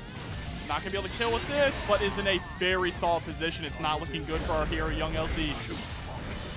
Nope, we were very close to the perfect. Not going to get secured this time, but with the ranges, we got Mini Faust, FD o'clock coming in here for young LZ. Oh, and there it is. 5D hits him with the dented baseball bat. Allegedly like 6'1" or something, and I'm like, no shot. Look at this man. He is not a tall king. He is quite height. What's the word I'm looking for? Height challenge? Height challenge. Okay, we don't want to discriminate like that here at TNS. Oh, but the fast RC tries to go for another overhead. What a 2B challenge there from Crescendo. Yeah, it takes him all over the corner, and this life lead is massive for Crescendo. Gets the forward throw, though. HonoredOgre looking to press the tempo. Gets the 6K. Schmicks. Oh, but the YRC actually going to keep HonoredOgre in the corner. Gets tossed straight into the next round. Pretty good challenge, this chat. And they follow it up with "We stand our short kings." Look, as a tall individual, I have to stand by my short kings and be an ally, okay? Yeah, it's nice, you know, as you're looking over them to see the enemy. It's great. Oh, Burst no. is completely whiffed coming in from HonoredOgre, losing the round. And Crescendo taking a quick game. No, it's miserable. But if you get counters any taller, now all of a sudden you're the only one that can cook. So it's a lose-lose jobber. Well, HonoredOgre trying to fight his way back now, but Crescendo with these perfectly placed 2Ks and 2Ps just to punish and challenge HonoredOgre. Yeah, I mean, if you're fast enough, then you don't have as much to worry about. It's not like Alpha Blade or things like that make you completely invulnerable. You just kind of mix your opponent up. Here we go, getting some mix going here. Goes low that time, gets the hit, does it again.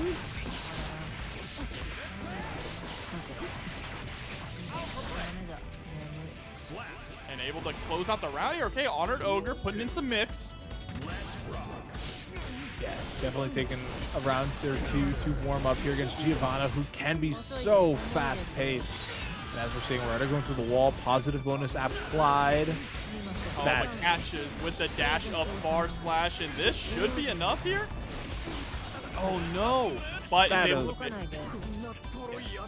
able to get the DP whiff at the end there. Closes out, takes the round, and yeah, that was a Giovanna round. Oh, but another challenge here from HonoredOgre with the 2K. Crescendo just so good at preemptively challenging HonoredOgre. Beats out the Gamma Blade too. I have to figure that Crescendo is very familiar with this matchup. Yeah, we've already seen both players representing that 6P where it needs to be as well. Not fast enough that time though. Goes for the flip kick. RC, no burst available. This should be enough. No. Oh, no. Yeah, it worked out at the end. Yeah, throw's gonna do it there. Crescendo now going up 2-0, putting HonoredOgre. We have seen a lot of 3-1s though. That's definitely for sure. So there is still hope for HonoredOgre to take this back, but this is a matchup that I feel like it was kind of very Geo favored in like game release because Geo was just so strong because she plays so honestly. And then once people got a hold of Chipp, I feel like it's started to run a little bit away from Geo. Oh, J2K trying to keep some kind of pressure up. Yeah, HonoredOgre is having a very difficult time navigating neutral against Crescendo, mostly because Crescendo's defense and counterplay options are very strong, but this is a really good position to be in. Gets the 2K 2D. 6K connects as well for the fast RC. Great round ender there. Yeah, and that was just a blistering speed of different mix-ups there, navigating between high and low. But now it is time to start incorporating some throw into your game plan as well if you're HonoredOgre. You got to keep Crescendo on their toes. Yeah, probably breaking the wall there. Whether they wanted it or not, here we go. Does get the knockdown, and everything else is working for Crescendo. Back to the original stage we go. 100 tension on the side of HonoredOgre though, so they do have some stuff to work with, but not if that happens again. It's a wake-up DP, forces the burst out of Crescendo. That trade is really unfortunate, but DPs again, you have the meter, why not do it? Oh, BRC wow. DP. What an I've option. never seen that. Crescendo is just so studied up on this matchup. We've seen so many answers to particular Chipp things here. And even being able to challenge with the with the Spiral Arrow, just raw neutral like that, kind of risky. Does get the 2K2D knockdown, and everything afterwards is just icing. If you're Giovanna, you get the YRC here, maybe back throw into the corner. Then again, who needs that when you can just push tempo forward? Right, J2K. 6K is landing a lot here for HonoredOgre. Gonna get the Uzumaki barrage through the wall. Yeah, definitely needs that positive bonus to try and bridge this tension gap. But if you're just gonna get thrown, it's gonna be 3-0 here for Crescendo. Yeah, with a clean, fast RC grab to close it out. Especially with how Eddventure's been playing tonight, right? Like, we've seen Eddventure be able to put everybody back against this P2 corner and just run the set. And so, you know, right there, we're getting a couple of nice item picks coming in here for Papple, but Eddventure's actually playing a little bit more scared than we've been seeing. Remember, if Jacko blocks, the minions are gone. I think throwing out the minions with just projectiles to prevent Papple from throwing out items is a pretty smart play here. And now you have him in the corner. This is where you really get dangerous. Oh. YRC to get defensive there. JD's actually going to work out to get Papple into a little bit of space of safety, but man, how are you going to block like this? Goes for the blue flag that time. That is the guard command, so the minions are going to stay out, but they're just watching, doing nothing to save Jacko. Help me! And they said no. Yeah, it looked like Mystery Science Theater back there, just chilling. Gets the wall bounce into the super. I think that might be enough. With the true damage from the wall shatter. Absolutely. All the chat.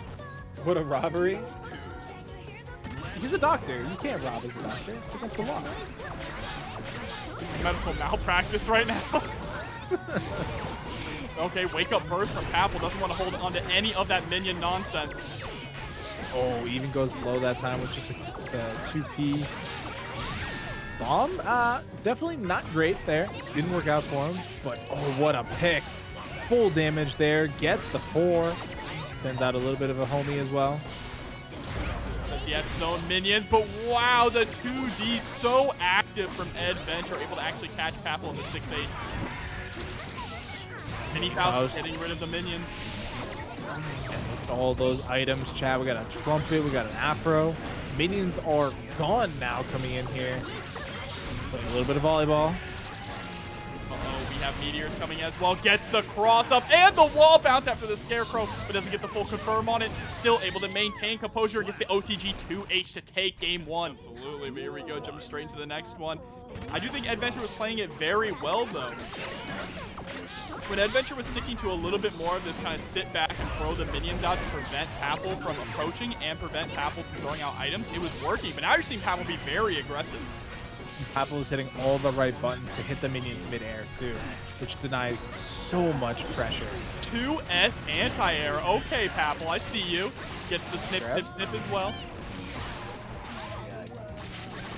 How come Jacko only has one color in her afro? I feel like with her base hair being multicolored, shouldn't her afro also be multicolored? You would think. Those are some pretty good questions. I'll ask Skyskate next time I see him. Thank you, Jobber. Someone in your position I know can get the answers on request.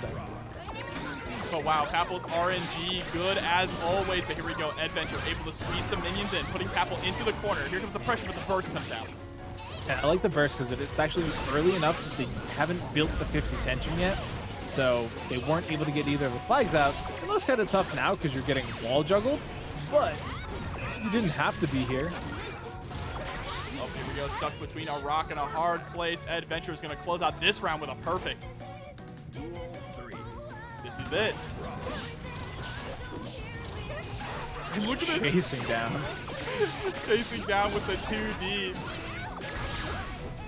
Oh, that was explosions. Pretty dangerous actually to go for that attack command while above the bomb, but confident in the hitbox. Time out there. Mini Faust on screen. We got some juggles coming out of the minion. Mini Faust is nowhere to be seen. Does finally help. Oh, nope, no time. Yeah, it's not my problem. He's you got union. that. It's after hours. Go on now. Oh, but nice. Minion. 5K to stuff it out. Gets the counter hit 2H. This is a huge confirm for Papple, but the burst comes out from Eddventure. Doesn't want to go through the wall. Get that donut. There we go. Get a little bit of health back. Will it be enough, though? Certainly not with that 2D starter. Dropping the minion on him. Tying the games up 1-8. Papple pull out some crazy shenanigans here out of that back pocket, right? Like we've seen lots of meteors. We've seen them capitalize off of raw hammer. So they definitely have some tools that they can work with. And they honestly, their answering of the raw minion throws has been stellar for the most part. Yeah, absolutely. And there is a stellar 2D. Is able to actually get the burst out of Eddventure. Finally, one of those 2Ks hits low. Makes. Dropped her on the bomb, but didn't quite get the explosion. Hammer gonna go wide. Oh, actually goes for a route to avoid the banana peel as well. Very smart awareness from Eddventure. Okay, item toss super. Wow, didn't get a punish, and here come the meteors. That's an extinction done. Here we go, running back, throwing out the minions. That sandwich as well. Counter hit on the spinning bird kick. And now we got some soccer practice going on here into the corner. Look at that wrist gauge time jobber. Oh, but what a 5P to press out. Papple trying to chase down. That was full mash coming in there from Papple. Just full on mashing with the 5P. It worked out. They clear out the minions for a minute, but they're right back where they came from. Gets the punish on the block 2D also. Goes for the mix. It hits raw and is going to get a nice confirm off this. J2K hits its mark. Farmers goes and gives time for a second overdrive of what is this? Does pick up their own afro, but throws it right back at Eddventure here. This is a huge scramble in the corner, but Eddventure with the guard command is finally able to maintain some momentum and is going to be able to take the round. That guard call was so smart, so unexpected from Papple too, who's still trying to mash buttons on offense. You saw them kind of get a little shooketh there. But now, once again, we see the offense from Jacko working out more often than not. Okay, for a ride. Force the block full screen while Jacko grabs the trumpet. No. And Papple, unfortunately, losing track of the minion behind him there. Goes for the 5K. I don't know. They just got to push the tempo somehow. Eddventure is starting to play in their own rhythm. Swimming out of the pressure.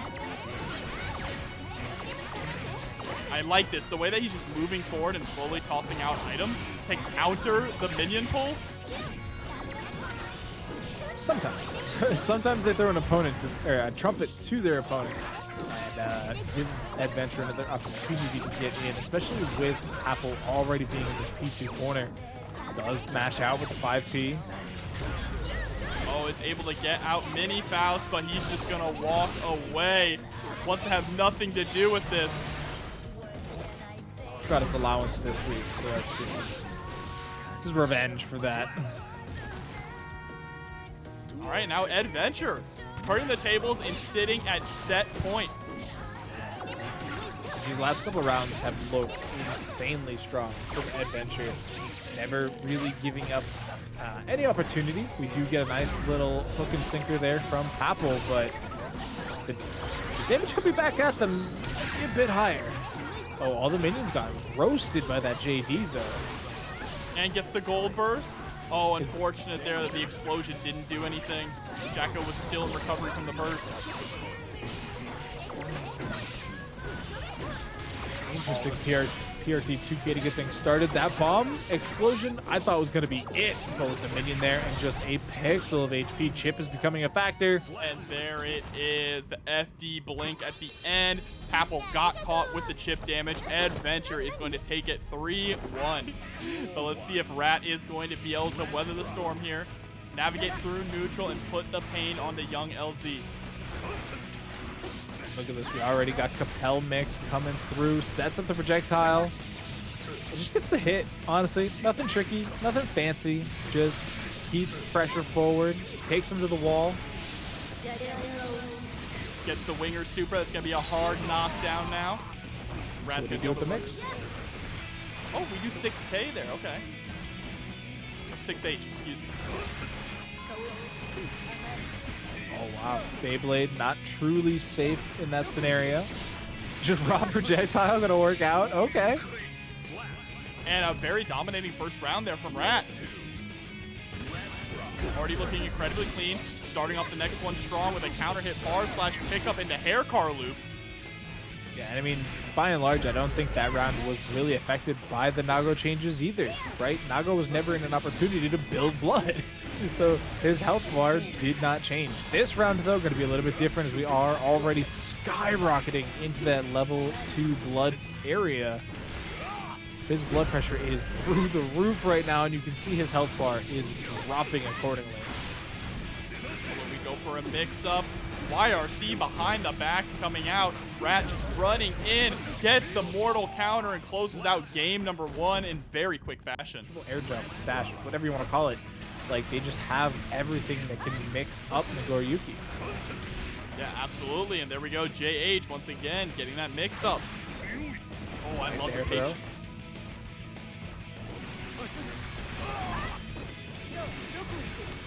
Comes out, goes under. Rat, unfortunately, but just like that, taking it for a ride. And I love how young OZ is being very patient now, right? Just trying to force Rat to overextend in these situations, challenging Rat in neutral before they can get in. Almost playing Nagoriyuki like a little bit of a zoner until they score that hit. Which I don't think is entirely untrue in this matchup, right? Like, you do have a fairly significant range advantage as long as she's not on top of you. So you can kind of play that range advantage until you get to this position here, where as long as you're careful about your blood meter, you get to run your own mix. Oh, a good job blocking the double cross-up, but isn't able to block the empty low. Gets the other side. There's the throw. That was gross. Another cross-up. YRC comes out. Back on the offensive. Here comes young LZ. Trying to trade kicks. This one goes to Millia's way. Left-right mix-up. Stayed same size, but the bad moon. Zero attention to be had. Counter. Yeah, like, unironically, if that bad moon was blocked by young LZ, Rat died there. There's the burst. So smart. Great awareness from Rat. I didn't even have my eye on young LZ's blood. I'm gonna be honest, I didn't either, but I like that they opt for the throw punish as well. One of the best out there against the blood pop and Nagoriyuki if you have the option to be able to run up for it. But it's a tough round, I should say, to lose out there for young LZ because they were in control for most of it. Now at this time, though, they have to regain all of that control. PRC, almost that was there. Ridiculous, though. Just jump throw into 6H, taking out a clean 40% of Rat's health. It's not going to phase Rat, though. Able to score the hair car low. Going to break the wall with a fully charged dust. Back to neutral. Yeah, as a Millia player, you cannot be concerned with your health bar dropping 40% in one sequence. It's the nature of the game. And you have to recognize that that's why they're up 2-0 currently. They're very well set, and they're starting off with that far slash again at round start. Young LZ going forward with the Beyblade. Ooh, 6P is going to whip, and I like how Rat is able to just get their way out of there and then right back in, forcing the burst out. Burst already gone for young LZ. Great backdash, though. Gets the punish and forces it out of Rat. All right, now they're just feeling each other out in neutral. Oh, that Capel with the pickup there going to be pretty impactful here. Sets up the disc, gets the hit. Was that going to be a tie? Winger. Yeah. Winger does terrible damage. Both her overdrives are miserable for damage, but you wouldn't want to see her with a high damaging overdrive either, so... You know what? You're here right. we are. Yeah, exactly. YRC to beat out, but no! It lost to the 6P.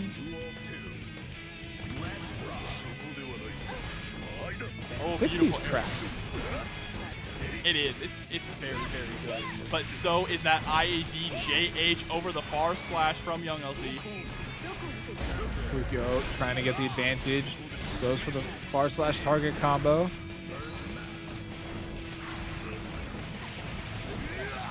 Hits it again.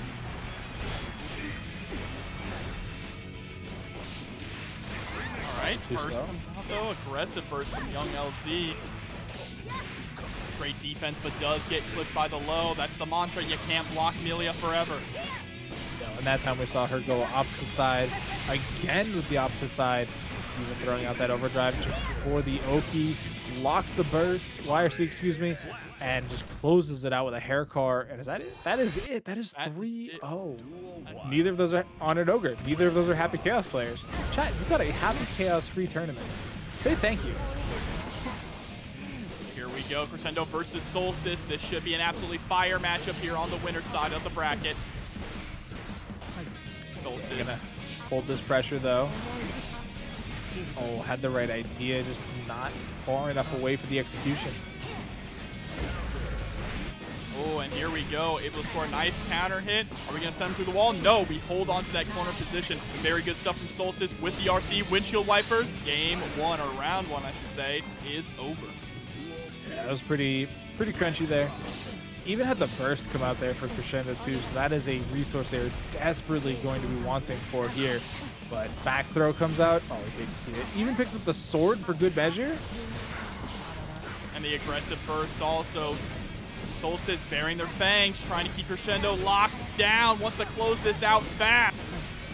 I mean, that was so many smart sequences in a row there. They've recognized which sword they didn't have, framed the approach appropriately. This time, though, they're getting busted out on. We're seeing Crescendo picking up.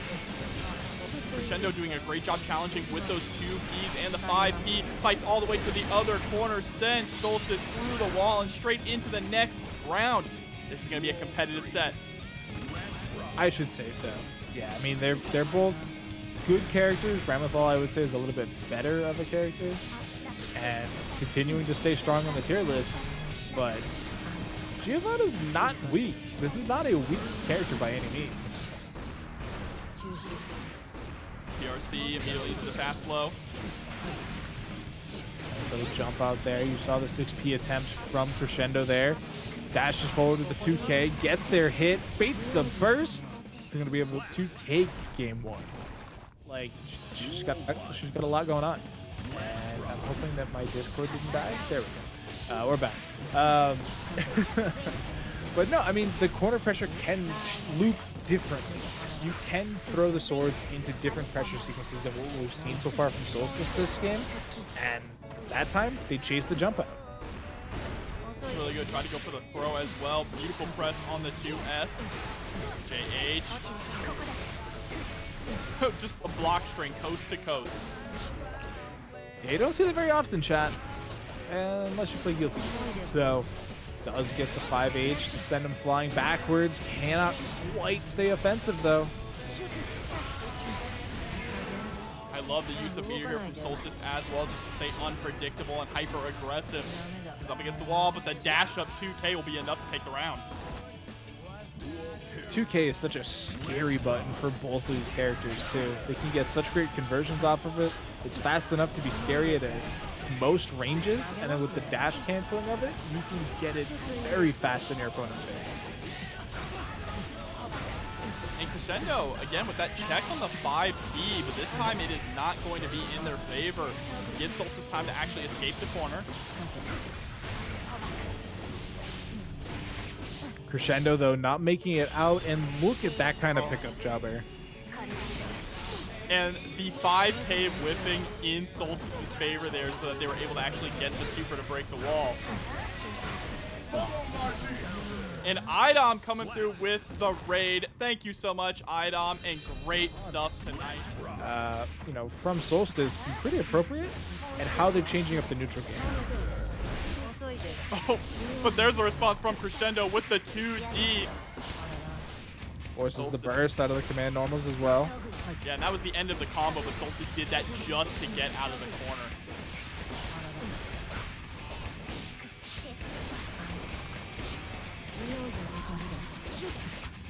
6P gonna win out. Oh no, you got hit by a sword and you exploded. We'll see you in the next round.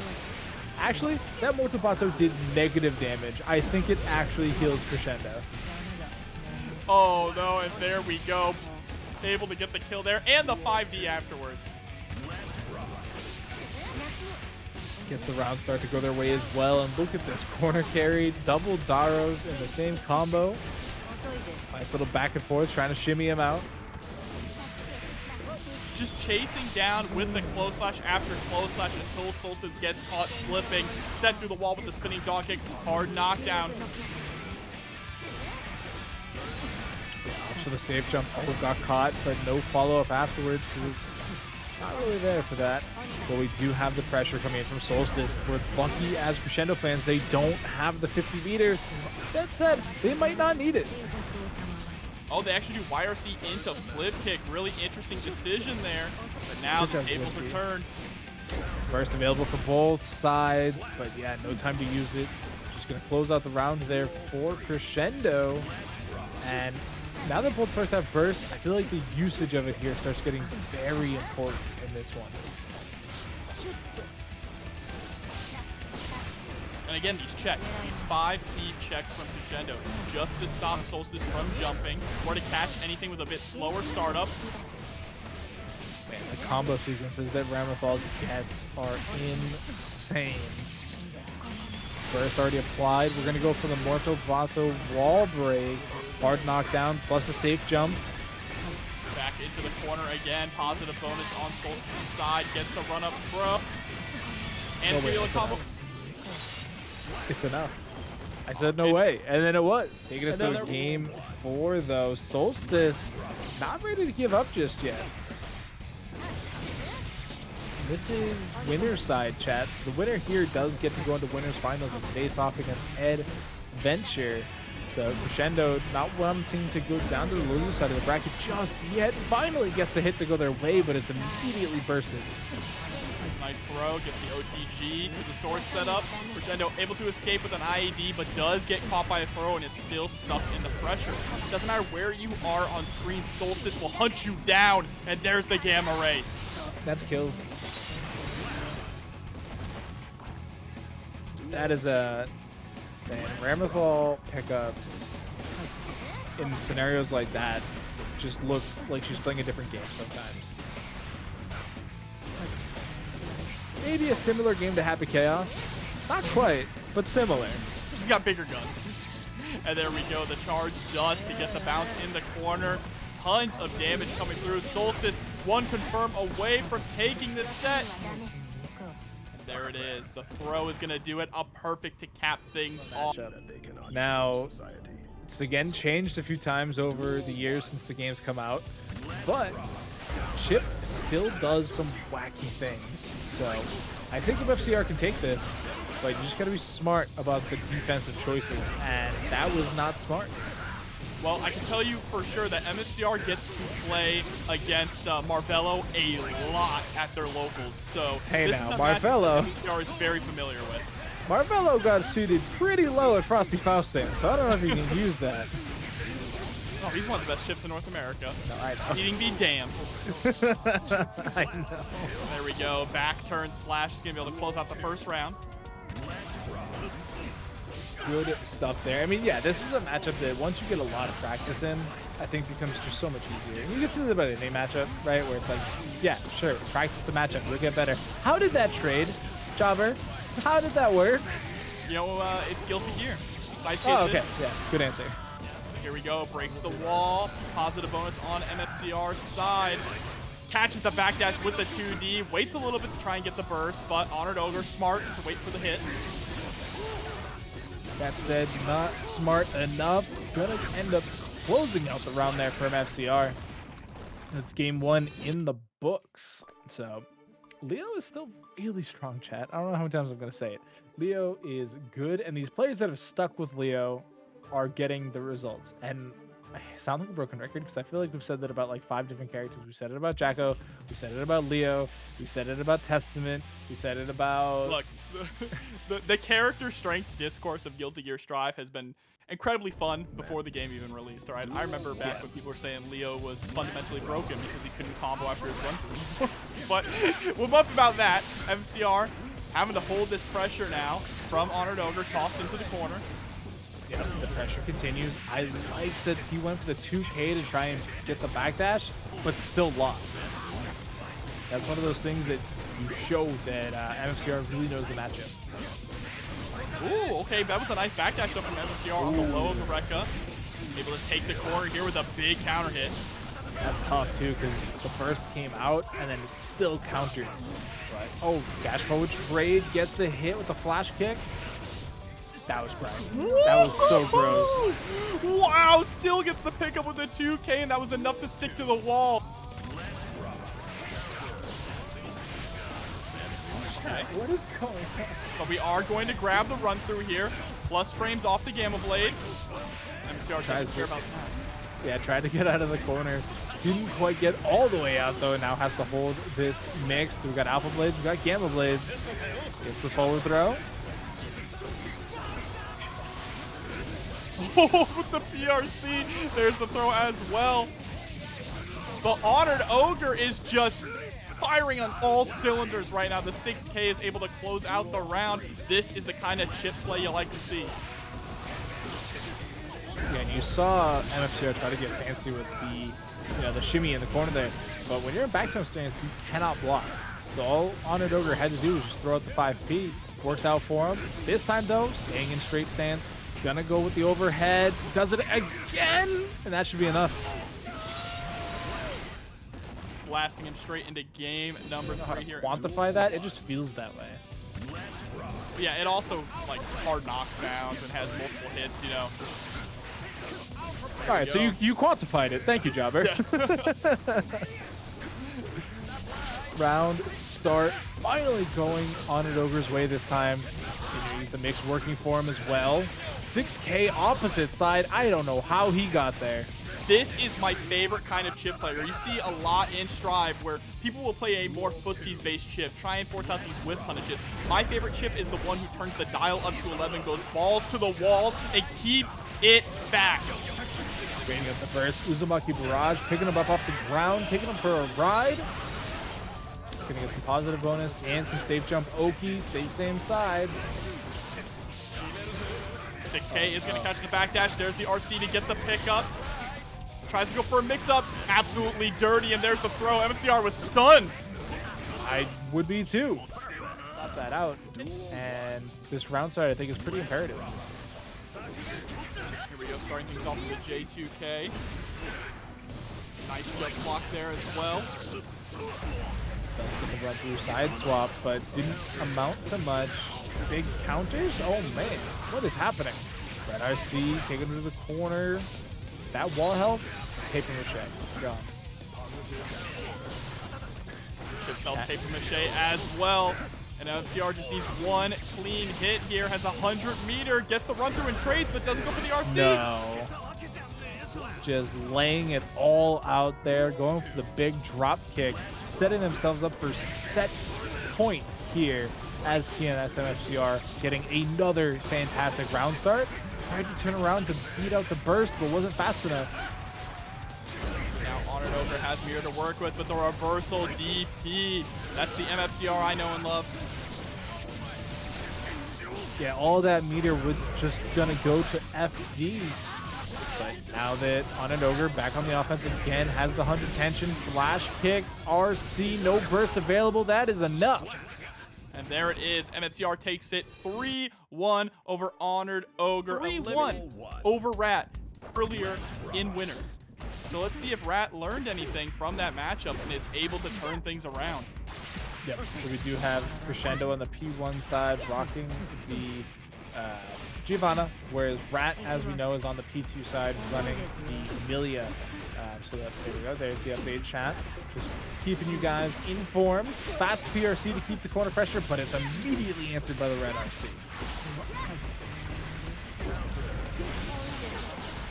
All right, there's the burst out from Crescendo.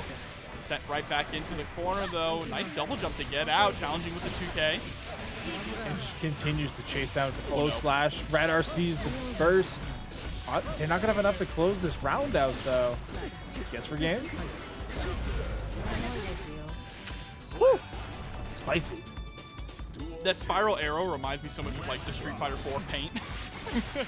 When they have this color of Ray.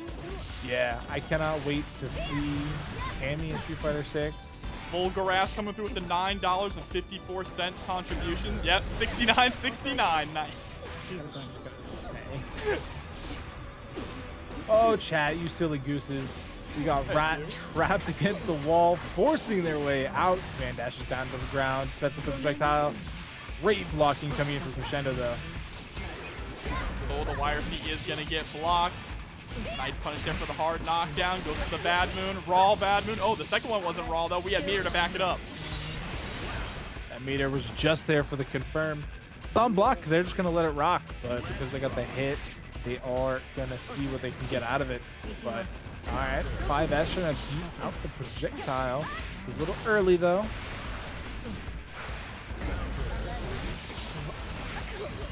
Oh, tries to go for the Bad Moon again. Blocked, but the RC allows us to keep that pressure going, scoring more mix-ups. The burst finally comes out. Crescendo trying to alleviate this pressure, gets the footsies going. Spiral arrow, gets the sink, gets the hard knockdown. What can you do with it now that you're here, right? You got the forward throw. You got the close slash. Another forward throw. All right, so changing it up, though, going high-low, but you know, you don't get that fun little overhead mix all the time as, you know, Giovanna, right? Like, you see a lot of characters in these corner pressures take to the skies. Gio doesn't really do that often. But Gio is very strong on the ground here. Really, she only goes to the skies for combos or for certain pressure strings. But right now, Rat is the one putting on the pressure and putting in the mix. Going to take game number 1. All about the high-low mix. Yeah, for sure here. We do know that Millia also is known to be a grappler too. That was tough. The 2D into Spiral Arrow was timed so awkwardly that there was time for the pins to come out from Rat to get the punish, but look at the health bars. Oh look my at the health god. bars. And then the RC backing up to make it burst safe. There was no chance Rat was bursting there. None. Just take the throw. That's what they say. That is what they say. Uh-oh, Rat trying to go for a throw there is going to whiff, but doesn't get punished too greatly for it. I mean, 37 frames recovery. It's not quite making a sandwich material, but it's quite a hefty punish window. Air car. He's able to score the low into a knockdown. Another low. I don't know what side that hit on, so hold that, chat. Same side that time, takes him to the wall. That was definitely opposite side. That was definitely not good. There's the 5D, breaks the wall, not enough to kill. But in a really good position. Not anymore. No, this is definitely scary. Even forcing the burst out, but close slash covering all the bases. All right, starting off with par slash. Rat really likes to start off with par slash at these round start situations. Yeah, it's pretty safe. It's nothing that you're really gonna get, lose the game off of by throwing it out like that. So nothing to worry about. Hair car though, always risky with no RC behind it. Put a beautiful confirm there. 5K anti-air into 6P roundhouse. Is that 2P, 6P par slash from Rat right there? Oh, it's still going. Yeah, it's still gonna break the wall too. Big damage. And the save jump is coming as well with 50 meter to back it up. Instead, goes low and is going to connect. Whoa, dropped the combo, but got the reset. Picked it right back up. We saw when Rat was in control, was a lot of high-low, left-right projectile mixes, like we're going to see right here. Oh, no projectile that time. They just went for the mix. Here we go. Low slash, far slash. Nice 6P on the spiral arrow attempt. Crescendo, though, with the aggressive burst, trying to maintain that pressure in the corner. It's not going to happen, though. Rat spends their own, too. Another thing we have not seen tonight with some of these matchups is the negative bonus. So, something that Millia players can hit fairly often, but Rat is not that type of Millia player. Rat would so much rather double dash forward and go over you and try and build space that way than double dash backwards just to get to the back of the screen. Kind of like how Crescendo went for that double dash forward into the throw. Oh, Rat challenging with the 5P into the 2P this time. Gets a throw of his own. There's a nice cross up. We're going all the way to the corner. Yep. Gonna be able to get another throw for projectile setup. No command dash that time. Stay same side. Opposite side. High, low. It's everywhere. Yeah, that's the Millia game plan. Mix you up like gumbo here. And there we go. 5P sent through the wall. How do Millia players keep their hands? I don't understand. There's so much APM juggling. It never ends. Look, they're like sumo wrestlers, all right? They suffer early for their craft. They build up joint calluses. Wait. Here we go, the flip kick. Nice confirm. How far are we gonna take it? Oh, actually we go for the OTG into the overhead reset. Yep, now that we're in the corner, we're using advantage of all of these plus frames. PRC backwards almost catches them, if not for the Capel. But now we see Rat get the hit, get the offensive. Called into the corner. Good defense from Crescendo. Blocks the low after the RC. Chasing down with the plus frames.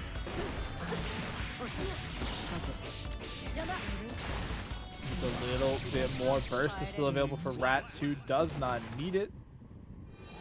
Yeah, Rat gonna be able to go up 2-1 here. And remember, let's take a look again at the bracket. When they faced each other off the first time, it was 3-1 in Crescendo's favor. So Rat already starting to adapt, figuring out what they did wrong the first time that they met each other in the bracket, and is looking much cleaner now. Yeah, I mean, Rat's also had a lot of matches from that point to even get here. So definitely feeling a lot more warm, feeling a lot more ready for the match. So as we head into it again. Remember, when these two faced each other first, the thing that really put Crescendo over the edge in the end was the use of 6P, and you're not seeing it land nearly as often this time. Rat is being much more unpredictable with the movement. Yeah, it's been kind of tough to keep track of them, as it is with Millia players typically. But even just the slightest knockdown puts you in for a mix for your life, right? Whether it's 2K2D or just this. That double backdash was so smooth there, just forcing Crescendo to whiff multiple times. There's the throw. Here comes another setup. Could be the last one of this round. Blocks the bad moon and both overheads. And the third for good measure. Run up 2P, not going to work out. Plus frames, gets the hit. You get after this though. That's so much damage. Oh, don't get thrown again. It's gonna happen. Burnt over. Someone's getting thrown. Oh, but the DP lands. It actually wasn't enough to close it out. There's the burst from Rat. They're feeling themselves for this round. Baits out the DP from Hank the punish. Oh, the recovery of the command dash definitely coming back on them that time. 2K definitely pretty fast from Crescendo. Wins out there, takes the round lead. Another mix-up. Crescendo still holding on to this burst, though. Oh no, went for the grab, but great backdash coming in there from Crescendo. Take advantage once again of the advantage of plus frames. Takes the corner even closer. I thought that piercing was gonna hurt. The flip kick? I thought that was a DP coming out from Crescendo, but instead going for the flip kick. Thinking ahead to try and catch Rat in the skies. Tries to go, yeah, tries to go for the tap dust. Doesn't work out. Oh, the Capel? could be it, Jobber. This could be set point coming up for Rat, and that it will. Right, Rat just needs one more round here to stay alive in top 8. Nice staggered pressure there, going for the 2P that time into the throw. Time for Mix-Up City once again. This time we're definitely actually not going to end up going through the wall. That is so messed up. The slump fastball. I don't think anyone has blocked it. Can you even block that? I don't even know. Good question, Jobber. It is not one I am prepared to answer. But we got the YRC coming out from Crescendo with the tap dust. Definitely punishable. Rat secures the victory. That's going to be another 3-1. Faust versus Leo. This is a interesting matchup, to say the least. I think Heavy Fireball might be pretty good at clearing out some of these items. Yeah. I don't know how much Heavy Fireball we're going to see, because I think we're going to see a lot of this. Yeah, I'm not too familiar with this matchup, to be honest, but I definitely think the rushdown is going to be a big factor. Papple has to try and keep Leo out somehow. Yeah, there's, obviously the increased knockback on the certain Faust normals, but there's a whole lot more that Leo has in his kit that can punish those normals. Yeah. And it's not like Leo's stubby either, right? Like, he is actually not that affected by some extra pushback. He might not have a couple optimal combo routes because of it, but he's still going to combo you into a knockdown and then run damage. So, tough. Yeah, and Papple is not really getting any room to breathe at all. Finally, he's able to establish some kind of offense there thanks to the whiff DP from MFCR. Which is another Leo specialty, so taking advantage of those when you can, chat. Yeah, 5K, a really good button to close the distance here. 6K as well. Oh, he just crouched under the first hit of the Berserker Barrage. Yeah, I think that was a button, definitely, that low profile, which I did not know that works that way. Or a link there, or it's just hitbox porn, and you get to watch it and then realize it's useless. Oh, but there we go. First, Papple wants some room to breathe, throw out some items. Finally, Meteors come out, goes for the cross up. It's not going to hit, but you are able to escape the corner. And that 5K and 6K are going to be so key in this matchup for MFCR to just close some distance, close that gap against Faust. Yeah, this is Mini Faust. Mini Faust just made up for all the other times he turned his back earlier, taking him out of the overdrive there, giving Papple a chance. He comes back again. Command grab connects. All right, we get the 2D into the hammer. Guard break is coming. Gets the hit. Oh no, but the 2D is going to be able to combo straight into the close slash. That mortal counter is devastating. Yeah, backdash 2D is definitely something Leo players love to get away with. JP comes out here from Papple. He didn't move a lot tonight.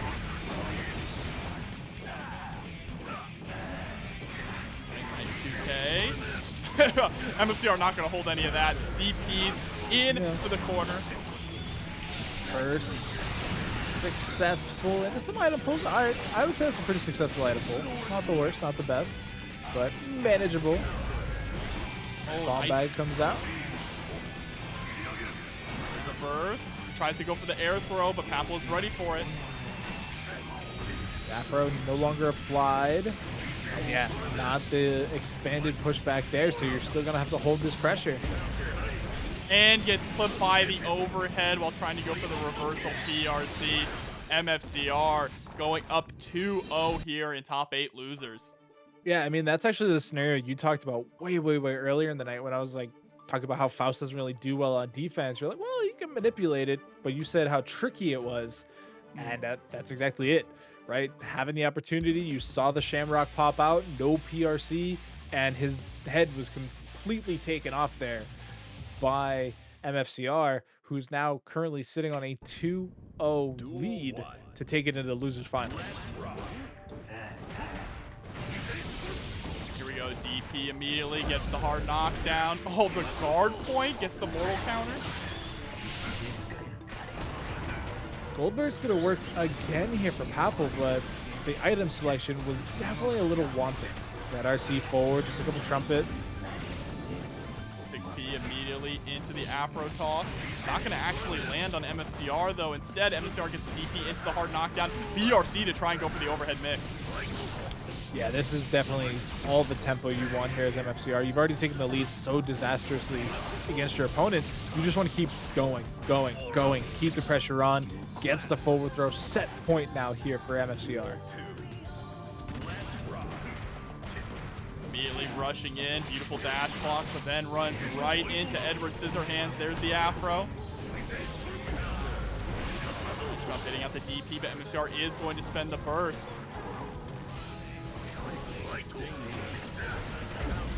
Danger for the first time tonight coming out here. This time MFCR playing a little bit safer, but catches the backdash, forcing the burst out of Papple. Oh, the JD is actually going to hit a counter hit, sent through the wall with the axe kick. MFCR with a positive bonus. Only needs one more touch. Yeah, that positive bonus will build up the 50 tension required for any type of shenanigans. Mini Faust on deck, gets the hit. All right, this might still be a thing. Reeled in, RC, that's the end of that round. I'm curious if there's any reason why Papple is not going for the safe jump JD after the snip, snip, snip. Wow, you said safe jump setup. Yeah, because I believe it is a safe jump setup, I believe. Here we go. Oh, the 5K, closing the distance yet again. Holy cow. What is that damage? damage? In Christ. Oh my god. I would just turn the controller off. I'd be done. No, Papple's a fighter, still has burst. It's not over until it's over. Sending out the items. Gets banana peel. Actually gets the hook line and sinker. Oh! The burst was punished by the bomb explosion. Doesn't get it this time, but it's still looking hot here for Papple. There's the meteors, gets the cross up, and Papple stays alive with a hell of a comeback there. And that's the thing about Papple and a lot of Faust players is they are very good in scrambly situations. It comes with the territory of playing Faust in this game. So if you can force those scrambles, you have a much better odds of coming out on top. First already out here from MFCR. That is a pretty important tool to be got. And just as we say that, we got meteors, so much damage. Bombs out, Chipp suddenly becoming a thing. Oh, he got some fruit. He's helping. There, the bomb explodes. Oh no, not able to get the guard break there, but then J2K is going to beat out the 2K from MFCR, and Papple is very close to tying things up 2-2. Yeah, definitely not what I've expected towards the end of that first half of the game too. But either way, here we are. Gold burst? Burst again. Papple has been getting these gold bursts so consistently. Throws out 100 meters worth of items. Oh, it does get back turned into the corner though. This is gonna hurt. Look at the tension here for MFCR. Hitting 100 as we speak. And that, no RC. Oh. They're saving it for next round, I guess. Didn't even need it. Just waited a second, got the counter hit overhead, and now once again, MFCR is in a check position. Just needs to take the king here. Yeah, definitely just adding that 100 tension from the last round into the piggy bank, into the royal coffers for bringing out on a rainy day slush fund. But look at this. Back to mid-screen we go. Gets the kick. I think with the tension already built up and already spent. And a burst from Papple, the last one we're going to see in this game. JD misses the pickup with the 2S, but it doesn't matter. 5K. We mentioned it multiple times. It is such a good button in this matchup here, being able to close that distance, and it is the button that takes MFCR further in the bracket. And we are in. We got Eddventure on the P1 side going up against Solstice on the P2. Now, Eddventure is Jobber's pick to win tonight's tournament. So let's see how they can handle this Ramlethal, because they may have to play it twice tonight. He's able to score a back throw here. Time to put the pressure on in the corner. But a beautiful flip out. Spends the meter as well. Still has a lot of life on their side though, so Solstice, that was kind of grimy.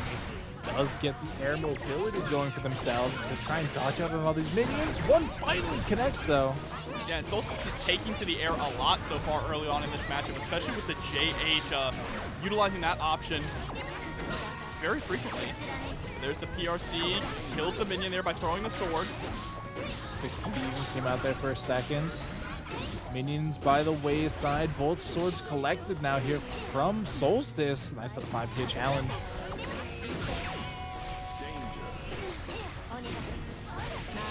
Danger penalty is building up, but it doesn't matter. Solstice is able to score the throw and close out the first round.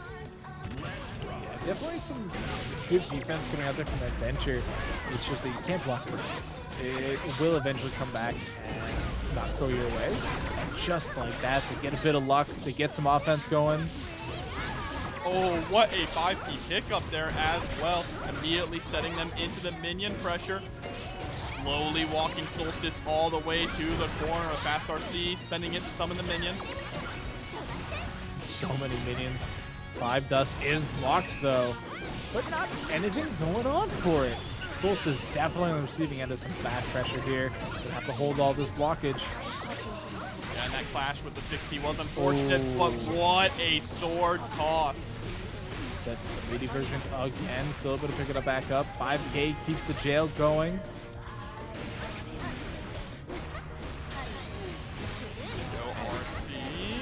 Not going for any overheads yet. Instead, goes for the throw into the OTG. Another throw. Ooh. Fair and balanced against top tier characters either, right? Like we look at Solstice, who they're playing right now, playing Ramlethal. They had to play Papple earlier. Faust, clearly a tippity top tier. Ikushisu, who I actually kind of remember offhand who they played. Bridget and then Ram. Right, and then IDom obviously rocking the Testament. So, I mean, Eddventure's had a bit of a path. Right now their path is into the corner here and into Ram's arms.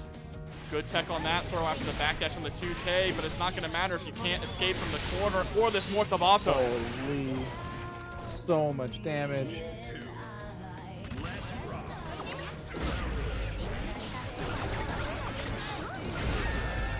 Oh my god, Solstice with the 5H getting a big confirm off of it. Nice IBFD, creating a little bit of space to summon a minion. Alright, there's that guard point. Chat was actually literally just talking about it due to the sword interaction in the last round.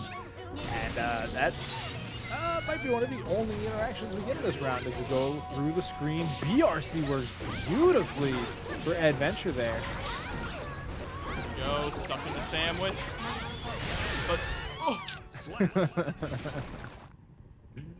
I'd say you do for best super in the game, you always have to consider the Leo whirling death, 5 frame startups and plus 14 on block, and it's full screen projectile, so it's pretty good.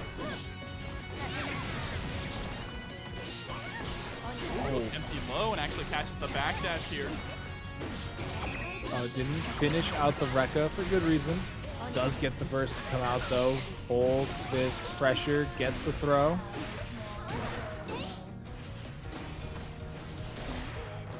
Alright, Eddventure able to escape the corner, but immediately gets tossed. Finds themselves back against the wall in this P1 corner. Does get a nice jump in though. Could start something here. We have 2 minions out on deck, and again with the super. Now Solstice is sitting at set point. Eddventure looking a little lost in this matchup right now.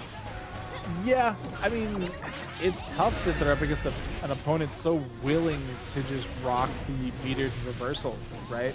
That's not something they've really had to contend with up to this point, metered or unmetered. So it's, again, part of that mental stack that we're kind of talking about where you're suddenly always having to worry once your opponent gets to that 50 tension.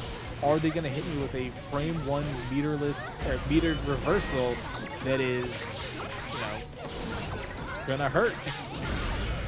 On that 5H, we saw that before as well. Solstice so good at the spacing with these normals.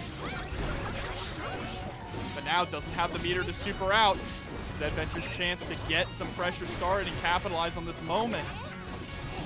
Run away. Joestar's secret technique. Oh, does get caught by the sword throw, not the explosion. Gives him a chance at life, but now they're in this corner, blocking forever.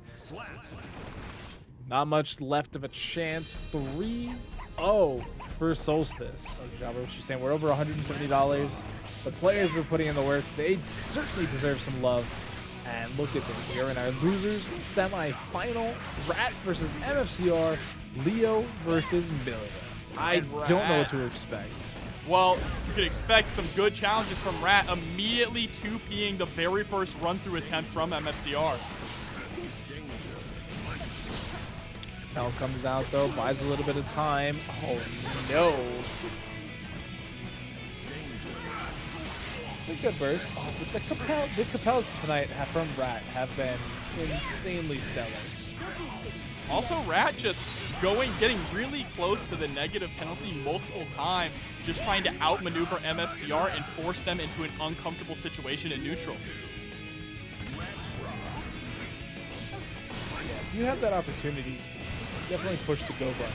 Because if you can, frustrate your opponent, it's so good at multiple levels. It ruins the mental stack. It ruins the physical reactions. Like they don't know how to react. So. Oh, that was a nice BP bait as well. Which is something MFCR is pretty keen on.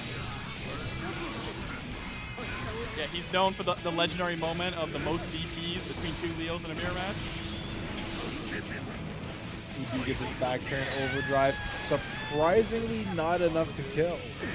Very surprising there. Does just need a one touch though. Tap doesn't block. Oh no, not like this. You can see Rat being very cautious for the DP, but finally gets clipped by it, and MFCR is able to take that round. Pretty tough DP overall to dodge out in scenarios like that anyway, because it is so wide. It is such a large circular hurt box. So it is pretty common with Leo to have these big whirling projectiles, whether it's projectiles like that, or if he's literally just launching his body.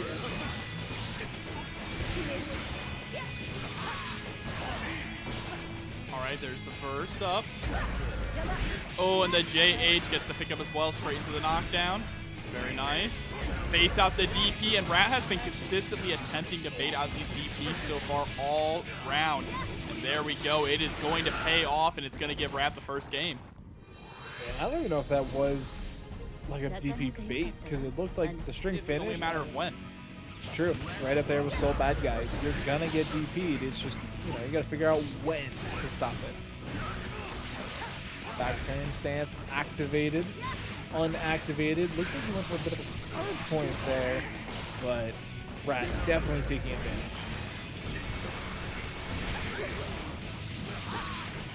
Here we go, taking up to the skies. Goes for the mix-up. That is disgusting. It's just so gross, chat. And I'm sorry you had to see that. That mix-up you've been seeing all night, but now you finally get to see what it really does. It actually, she takes the corner for a second and then falls back outside of the corner to mix you up. Oh, MFCR trying to challenge the projectile. Does get whiffed punished for it, but great timing there from Rat. Actually gonna break the wall with the overdrive as well. Interesting enough. That chase down was sick. Here we go, RC. Doesn't get out the burst though. Had the right idea, just got a little antsy. But no, great stuff from MFCR to wait their turn on the burst. Mobility they've been gifted.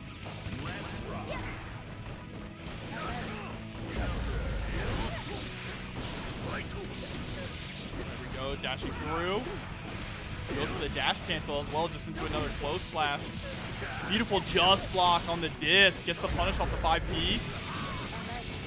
Does get let out of the corner though. Rat having all the advantage in the world now. This full screen opportunity to try and get some mix going. 6 Ps though. Looking good. Is that enough? Back turn? Yeah. Oh, they didn't let it rock.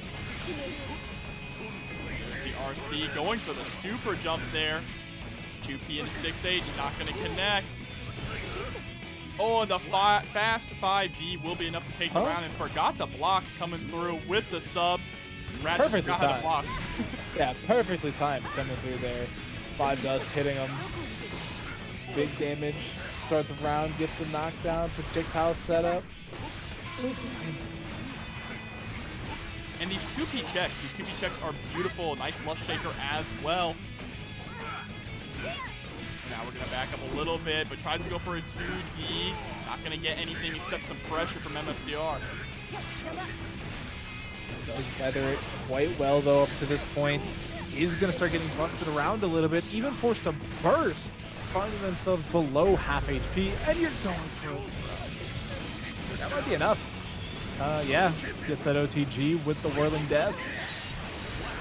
That's definitely the best super in the game. The Whirly Bird, the Pizza Cutter, goes by many names. Very strong right now. Let's see. MFCR trying to find a way. Oh, all right. Didn't believe in the hit. I like that. Sets up for another opportunity. Bunch of projectiles. Oh, wow. MFCR was still inside of it. Oh, dash to the other side. There's the bad moon. And then left, right, left, right, left, right. Guess right. You shall not. Doesn't have any tension to make that safer. And with no meter, we in there. Just enough there with the bad moon. By my side all along. My guiding moonlight. Here we go, 2D. Do it again for good measure.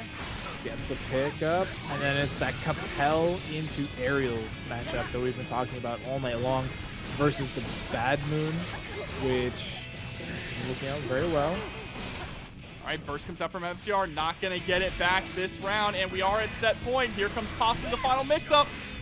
Oh, no, we need one more. It's always one more with Millia. Went for the throw to try and close it out. The counter throw attempt coming in from MFCR there. Not going to work out. 2P. Only needs literally one touch. Flash kicks to Capel. Oh, not like this. Not like this. 2P. And 2P has been very consistent for Rat that entire set as I a wait. can't say I've seen too much of Millia versus Jacko. I actually have no idea how this is supposed to go. In my heart of hearts, I think Millia could do okay dodging minions, but once the minions are set up, I think you're kind of cooked. Yeah, I think it's all about just the maneuvering, right? Millia has the tools to maneuver around the minions, and if she can get in and score that knockdown, Jacko doesn't have a whole lot of options to get her off. Yeah, I think that's an exact correct read there. And we're seeing what happens when you don't get that mix-off, when you don't get to play your own game. Jacko gets to play hers. Yeah, but the difficult part about this is Millia is the queen of the skies, and those minions are flying through the air here. So can Eddventure get through the movement tutorial? Yeah, live it up to that bullet hell game that we talked about a couple times here tonight, mainly in regards to Testament, but Jacko can bring a similar talent to the game, but does not have a defense. Oh, but nice. JH gets the pickup as well. Hard knockdown after the super. All the way to the corner. Oh, just disgusting. I lost track of Millia. I completely lost track of her. So did Eddventure.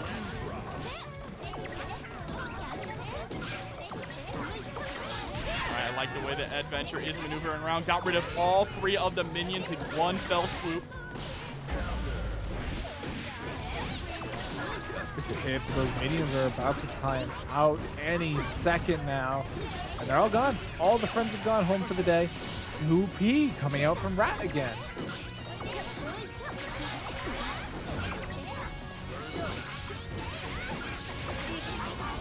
Oh, the burst gets baited out, and there we go. Eddventure is going to be able to take game number 1 here. And we see the name chat. We'll get him fixed in a second. Defensively and offensively, too, right? It's been absolutely brutal with that minion pressure in the corner, but Rat chasing down Eddventure. And goes for the mix. There's that just side hop over. Takes the corner away, but gives up on his mid-screen. Eddventure's been pretty deadly here with these minions. I don't know if you want to give up the corner that quickly. Rat feeling confident though. Has 50 meter, gets the 6P immediately into the RC, but there's the burst. Kind of a hero burst coming out from Eddventure. especially when they spent the meter for nothing there. Very unfortunate. Yeah, and even getting into the danger zone as well, losing themselves a little bit more. And now we got Soccer Kicks coming in. One minion in close proximity to get the sword. Is number one going to join the fun? They do, actually. They get there. Oh, the explosion command? Okay, Eddventure. We didn't get to see it pop off, but Rat is going to be able to take the round. That would have been crazy. Yeah, I mean, Rat coming down from the ceiling with a swinging button, cancel out all those minions. I can't remember if I've ever seen a Jackal explosion offhand. So that would have been nice to see. We've got minions on deck, though, coming in here from Eddventure. All gone, by the way. RC sets the minion immediately into the low. Rat chasing with the JS. Air car into RC to keep the tempo going. Good stuff coming in here from Rat to play the offense, but what we've seen so far from Eddventure's defense, just a really good commitment to blocking. Finally gets a chance out of the corner, immediately drops the minion. Cannot keep Millia contained though.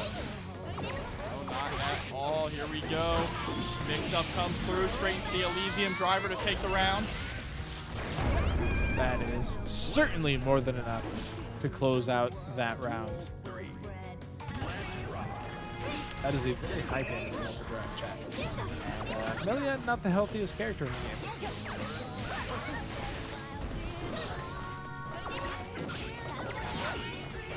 Alright, sending out the minion, but is forced to block there. Lots of blocking in Eddventure's future. Does finally break their way out of the corner, though, getting a little bit of an opportunity. Sets up the minion sandwich, gets the forward throw. Things are looking pretty dicey.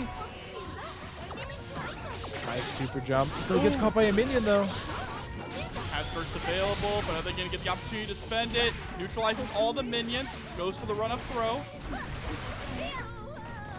It is up to Rat to make every single correct decision. That's a great start. It keeps getting better. Forces the burst. That is a shield command. Right underneath the minion! Right underneath the minion with the hair car. Incredible situational awareness there from Rat. Recognize that some of these situations that Rat is pulling out victories in are absolutely unreal, Doctor. Yes. And it's doubly compounded because this is not a typical matchup. So I don't know where they would have had this matchup experience come from. Here we go. RC. Pressure is on in the corner. Look at that wrist gauge. Next hit is going to be a mortal counter. But not in Rat. Challenge? Taking advantage of that Millia move speed to just get right up in there with the close slash. Oh, spends 100 meter to close out that round. A very quick one there. Sets point now coming in here for Rat. No, not set. No, yeah, not. Yeah, you may have thought so too. I thought it was 2-0 also, but I went back and checked the footage. Eddventure won game 1. Oh, okay. All right, shout out to Eddventure. I was not putting respect on your name. Make me regret it. Please take us to a game 4. Here we go. Attack command, super. That OTG damage is unreal. Red RC into the flip kick overhead. Trying to run away with the minion. Oh, that was so risky. So scary. 6P. 6P, and now you're in the corner against the Jackal with the minion, but blocks the 5D and gets the punish here. Bad Moon Rising. That should be enough, too. And there we go. Rat is going to go up 2-1. That is a fair point, chat. And like Jobber just said, floating oceans rise all ships, or something like that. Because he's in the top 3, potentially, actually, this could not come into 4th place. So, no. Loser final. No, he's guaranteed. Yeah. See, bracketology, not my strong suit, chat. But yeah, any money contributed to the pot does support all the way down to 3rd, but that is 7 letters on screen. They read perfect. Yeah. Eddventure says, I need a bigger piece of the pie. Yeah, so Rat just died. There we go. Capel gets the pickup off of it as well. Does get the side swap mix up, taking him to the corner. Somehow ends up in the corner. Still gets the hair carve. Red RC. What are you gonna do with it? H. That is the end of the turn there. Challenges with the 2P. We've seen 2P work out so well for Rat. And now once again, or excuse me, not once again, now at set point. A burst is on deck for Eddventure. Sets up a couple minions for good measure. Sends out 3 actually, and it's just immediately popped there off of 1 air. Normal coming in from Rat, who is looking so in control. And 9 Moons coming through with the $30 direct contribution. They actually did it. They believe in their boy. Shout out to 9 Moons. Like that. Just as the money comes through, they say thank you very much. Who do you want to see, chat? Not even going to take time to let the intros rock. They're just getting right into the action. And this is tough. We got Rat on the loser side coming up against Solstice. They do need to beat Ramlethal in 2 first to 3s. Oh, we got Heavy Day playing also. It can't get any better. Here we go, 2P into the 6H. Nice challenge there, though, from Solstice. Nice little check there. Tried to catch him with the sod blanket. Oh my god, that starter. I think you die. I think you're actually dead. All right, first kept you alive. Rat still believes, has plenty of meter, but is not going to get a chance to spend it here. Mortal Vato. She needs it, chat. She needs it. I don't want to see any question marks. I don't want to see any what was that. She deserves it. She needs it. Here we go. Stagger pressure coming through. Back dash with the sword. Back to back going through the wall. This time, though, with the gamma ray. Not quite enough, but you get the safe jump. Oki, guess for game, run up close slash, does it again for good measure. And a perfect coming. Oh, wow. Right into it. Of course, Rat starting off with that far slash out round start. We've seen that consistently so far tonight, but it is going to trade. Bunch of JPs to get that jailed there in 5K. Saturation is gone from the world because we're trapped in this P2 corner. And Rat is trapped, cannot escape. Finally is able to get out, harassing with some 2Ps into the 6H, trying to get that mortal counter. Kind of a tough spot to be in. Nice challenge there. Colors coming back to the world now that we've escaped. That is risky. Hella plus frames there with the RC. There we go. Nice 2P, 6P straight into the S-Disc. Double mix. Into the super. Break the wall. Hard knockdown. What's the mix? Run up overhead. Double jump into the 6P blocked. Man, we're almost back to second burst. Okay. Able to get the JH there. IDJH is able to score the round for Rat. Not looking like the Rat of last game. Definitely looking a lot more confident here, even on defense. But is pushed into the corner. The dangerous spot to be. Now Solstice is starting to incorporate throws into the mix. PRC into the JP jail. Love that. Take advantage of those frames. Up back shenanigans. That just block was pretty nice there from Rat. Beautiful backdash there, forcing the whip. It doesn't get a confirm off of it. The one thing that Rat is not getting is a lot of these Capel confirms that we've seen so far tonight, but is going to get a nice pickup here. Opts not to break the wall instead. Goes for the mix-up. Blocks the Mortavato. Big punish coming in here. It's actually going to break the wall. We got another positive bonus coming in here for Rat. Big damage here. Safe Jamboki, what's the mix for the game? Oh, actually punishes the gold burst as well, but gets the 2P to close things. That is a lot of video games to get to this point, so Rat is definitely feeling confident. Absolutely. And Rat starting off very confident in this next round as well. Already has Solstice in the corner, down to half health. There's the Stupor, but it gets blocked. Yeah, not quite the link they were looking for, but it still gives you some frames, takes them to the corner, forces them to FD a little bit more. Bum coming through with the 5 months. Thank you and welcome back, Bum. Went through the wall, bad moon, no safety net, just going for it. Do we do it again? Do we do it again? I think we could have done it again. Counter hit coming through, gets the red RC. We got big damage coming in here. stuck in the corner, though. And that is going to be around here. Another one for Rat. Gets the knockdown, immediately shoves out the projectile for the meaty. Things are looking pretty good for Rat. We saw that 5K autocorrects the wrong way for Solstice, so they didn't get the anti-air they were looking for. Bad Moon's going to connect. Positive bonus. All right, there's the knockdown. Close slash comes through, gets the frame trap with the 5K. Oh, runs deep in for the throw. Yeah, really tried to chase down with that Rekka too. Didn't quite get the hit they were looking for. 5K jailer. The Papple jump out has catching everybody tonight. That's like 3 times in a row now the Solstice is being hit by that. Oh, and dashes through, gets the throw. OTG with the bad move, but the burst comes out from Solstice, still alive. Far Slash is going to be able to close it out, though, and Rat is up 2-1 in Grand Finals. Here we go, let's see. Okay, Solstice, not one to take a beating, though, lying down, is putting the pressure onto Rat. Oh, 5D. Okay, Rat, hold up, chill. Is failing himself. Let him be. Yeah, that PRC forced because of the third portion of the Rekka being omega negative. So we got the throw run. Loops? Yeah, into the throw. Dominating round there from Solstice. Not quite a perfect, but almost there.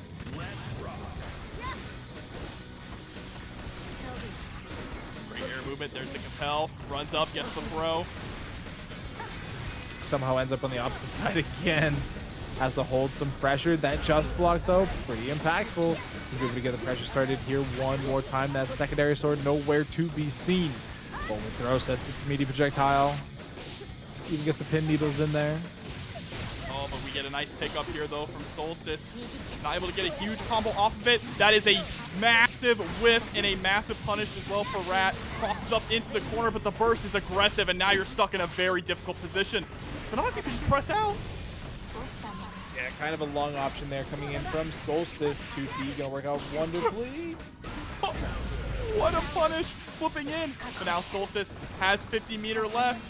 Goes for the overhead BRC mix, and the burst is not going to save Rat in this situation. We're going to a game 5. Last one before that was like 190 something, so it's definitely continuing to grow. The players are hungry. We've said it a couple times now, the tournaments are starting. The offline events have begun as of this weekend, this coming weekend. So you gotta be in shape, and one of the best places to get in shape is here at TNS. Right now, Rat is definitely shaping up to try and reset this bracket. There's a wall break, has plenty of life and meter to work with here. But that can all vanish in a second with a clean confirm from Solstice. Solstice not spending the burst at all here, at all. There we go. Capel is going to break the wall and take us in to reset point. Yeah, no shot to burst at the end of that round there. Too much heroics going on here tonight, and Solstice looking to calm that down a little bit. But right now, cheeky bad move ruining that game plan. Nobody will expect it a third time. There we go. 5D has the meter and the burst available. Grab! What? What grabs the bad moon? We take those. Sets up tons of meatiness with these swords. Gets the PRC forward. Sword continues to fly through the air. This is doable. Oh, you're dead. Sword's gonna clip, and the burst is won. Final round. Rat, what are you doing? There's no turning back. Rat has no burst. Solstice does. First blood goes to Rat, though. Things are quickly falling out of control here in the final round. Burst immediately. Get that out of here. Burst is gone. That's it for both players, possibly in this round. 2P, RC, taking it to the corner. Gonna go for the mix. Goes for the low option this time. Rat has not gone for a low in that situation at all in this set. No, and it's already coming down to this. We got the 6P full Rekka slide through, and we've seen Ramlethal do this amount of damage before. They just need that one solid hit. Doesn't believe in the Rekka. No need to. They didn't have the sword. They didn't have the sword. Is that it? Is that the reset? That's the reset. And there it is. Rat resets the bracket. Is this Rat's night? Grand Finals reset. Yeah, the true Grand Finals have begun now, chat. Ramlethal versus Millia. And there's people out there that don't believe in the Millia matchup. They don't believe in the character currently, and Rat looking to prove them wrong. And so we got Solstice off to a unfortunate start this round.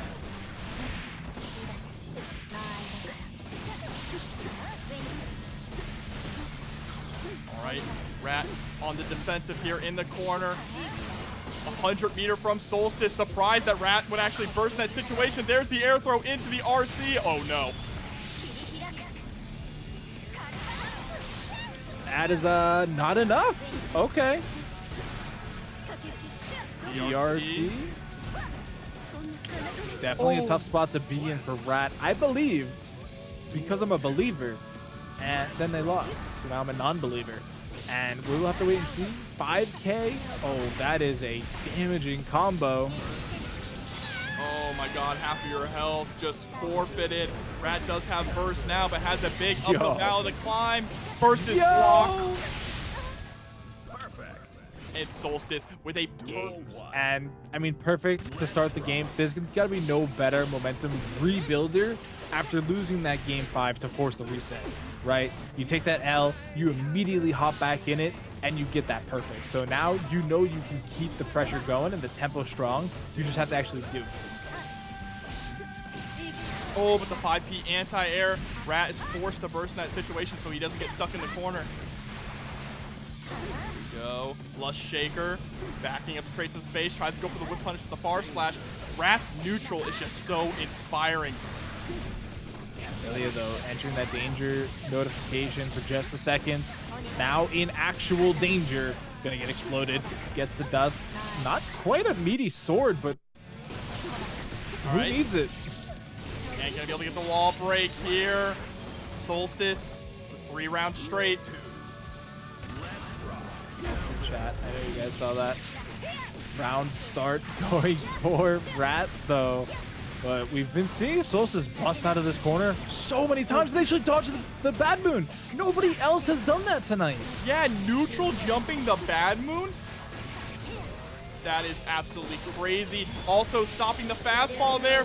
Gonna go for a reversal super. It's gonna hit. Winger actually doing damage. Who would have thought? That is some chunky damage there. Last chance here for Solstice to keep it down. J-Tile does not block same side forward. All right, here we go. Gets the JH. Wow. That was like the ending frames of both the projectile and the air normal coming down from Rat. Bursts out, I respect it. Keeps that tempo strong so you can keep Solstice in the corner. And this is a situation where Solstice was able to succeed in the escape all because of one with Bad Moon. But 5P RC, that has been the game plan for Rat in these high pressure situations, to just steal a turn back and get the ball rolling. There's the 5D.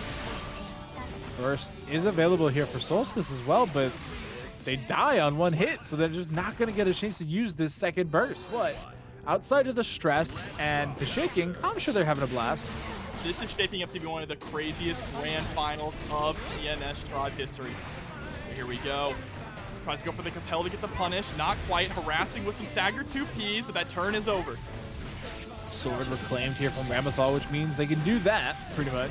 We do also get the close slash pressure, just always moving forward. Perfect BRC from Rat. Going to be able to equal big damage and some schmicks opportunities. Stuck to the wall. There we go. Breaks it. Positive bonus on Rat's side.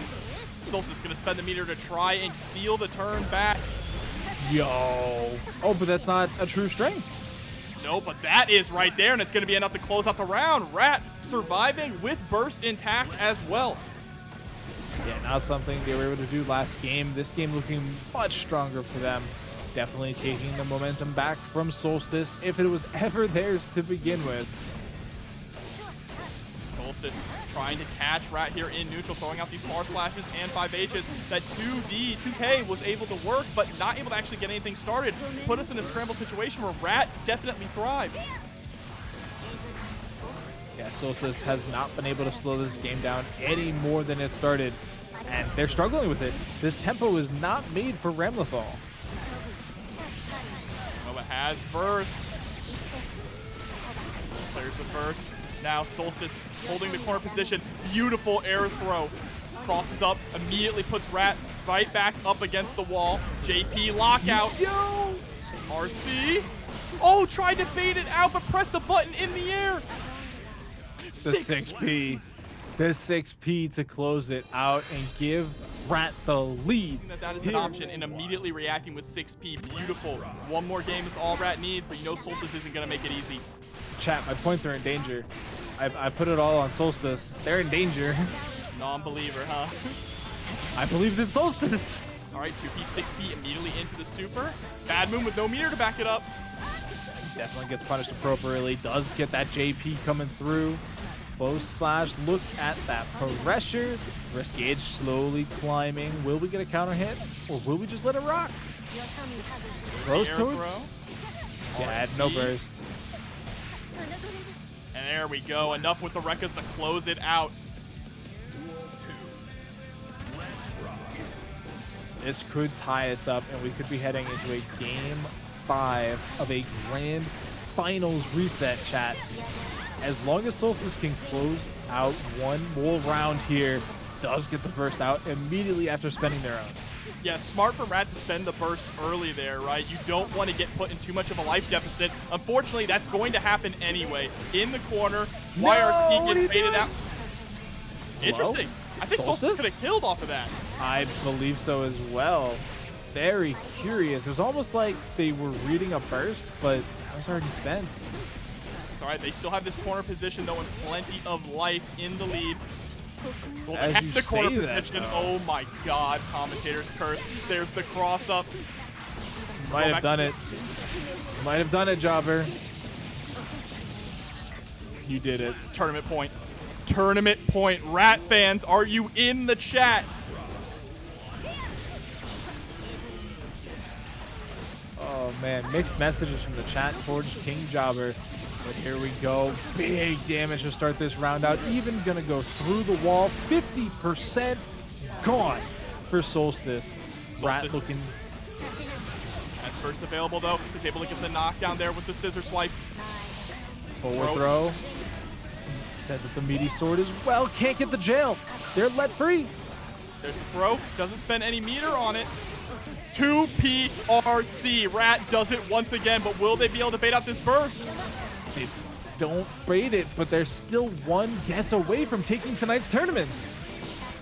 There's 100 meter though. Mortabato gets blocked. RC to run under. Runs into the 6P. It's not enough. And the bomb! Bad moon with no meter. Millia wins. Doctor, Rat wins with his patented bad moon, no meter. None. Zero. Empty tank, riding on fumes there. Still decides to risk it all on a TK Bad Moon with nothing.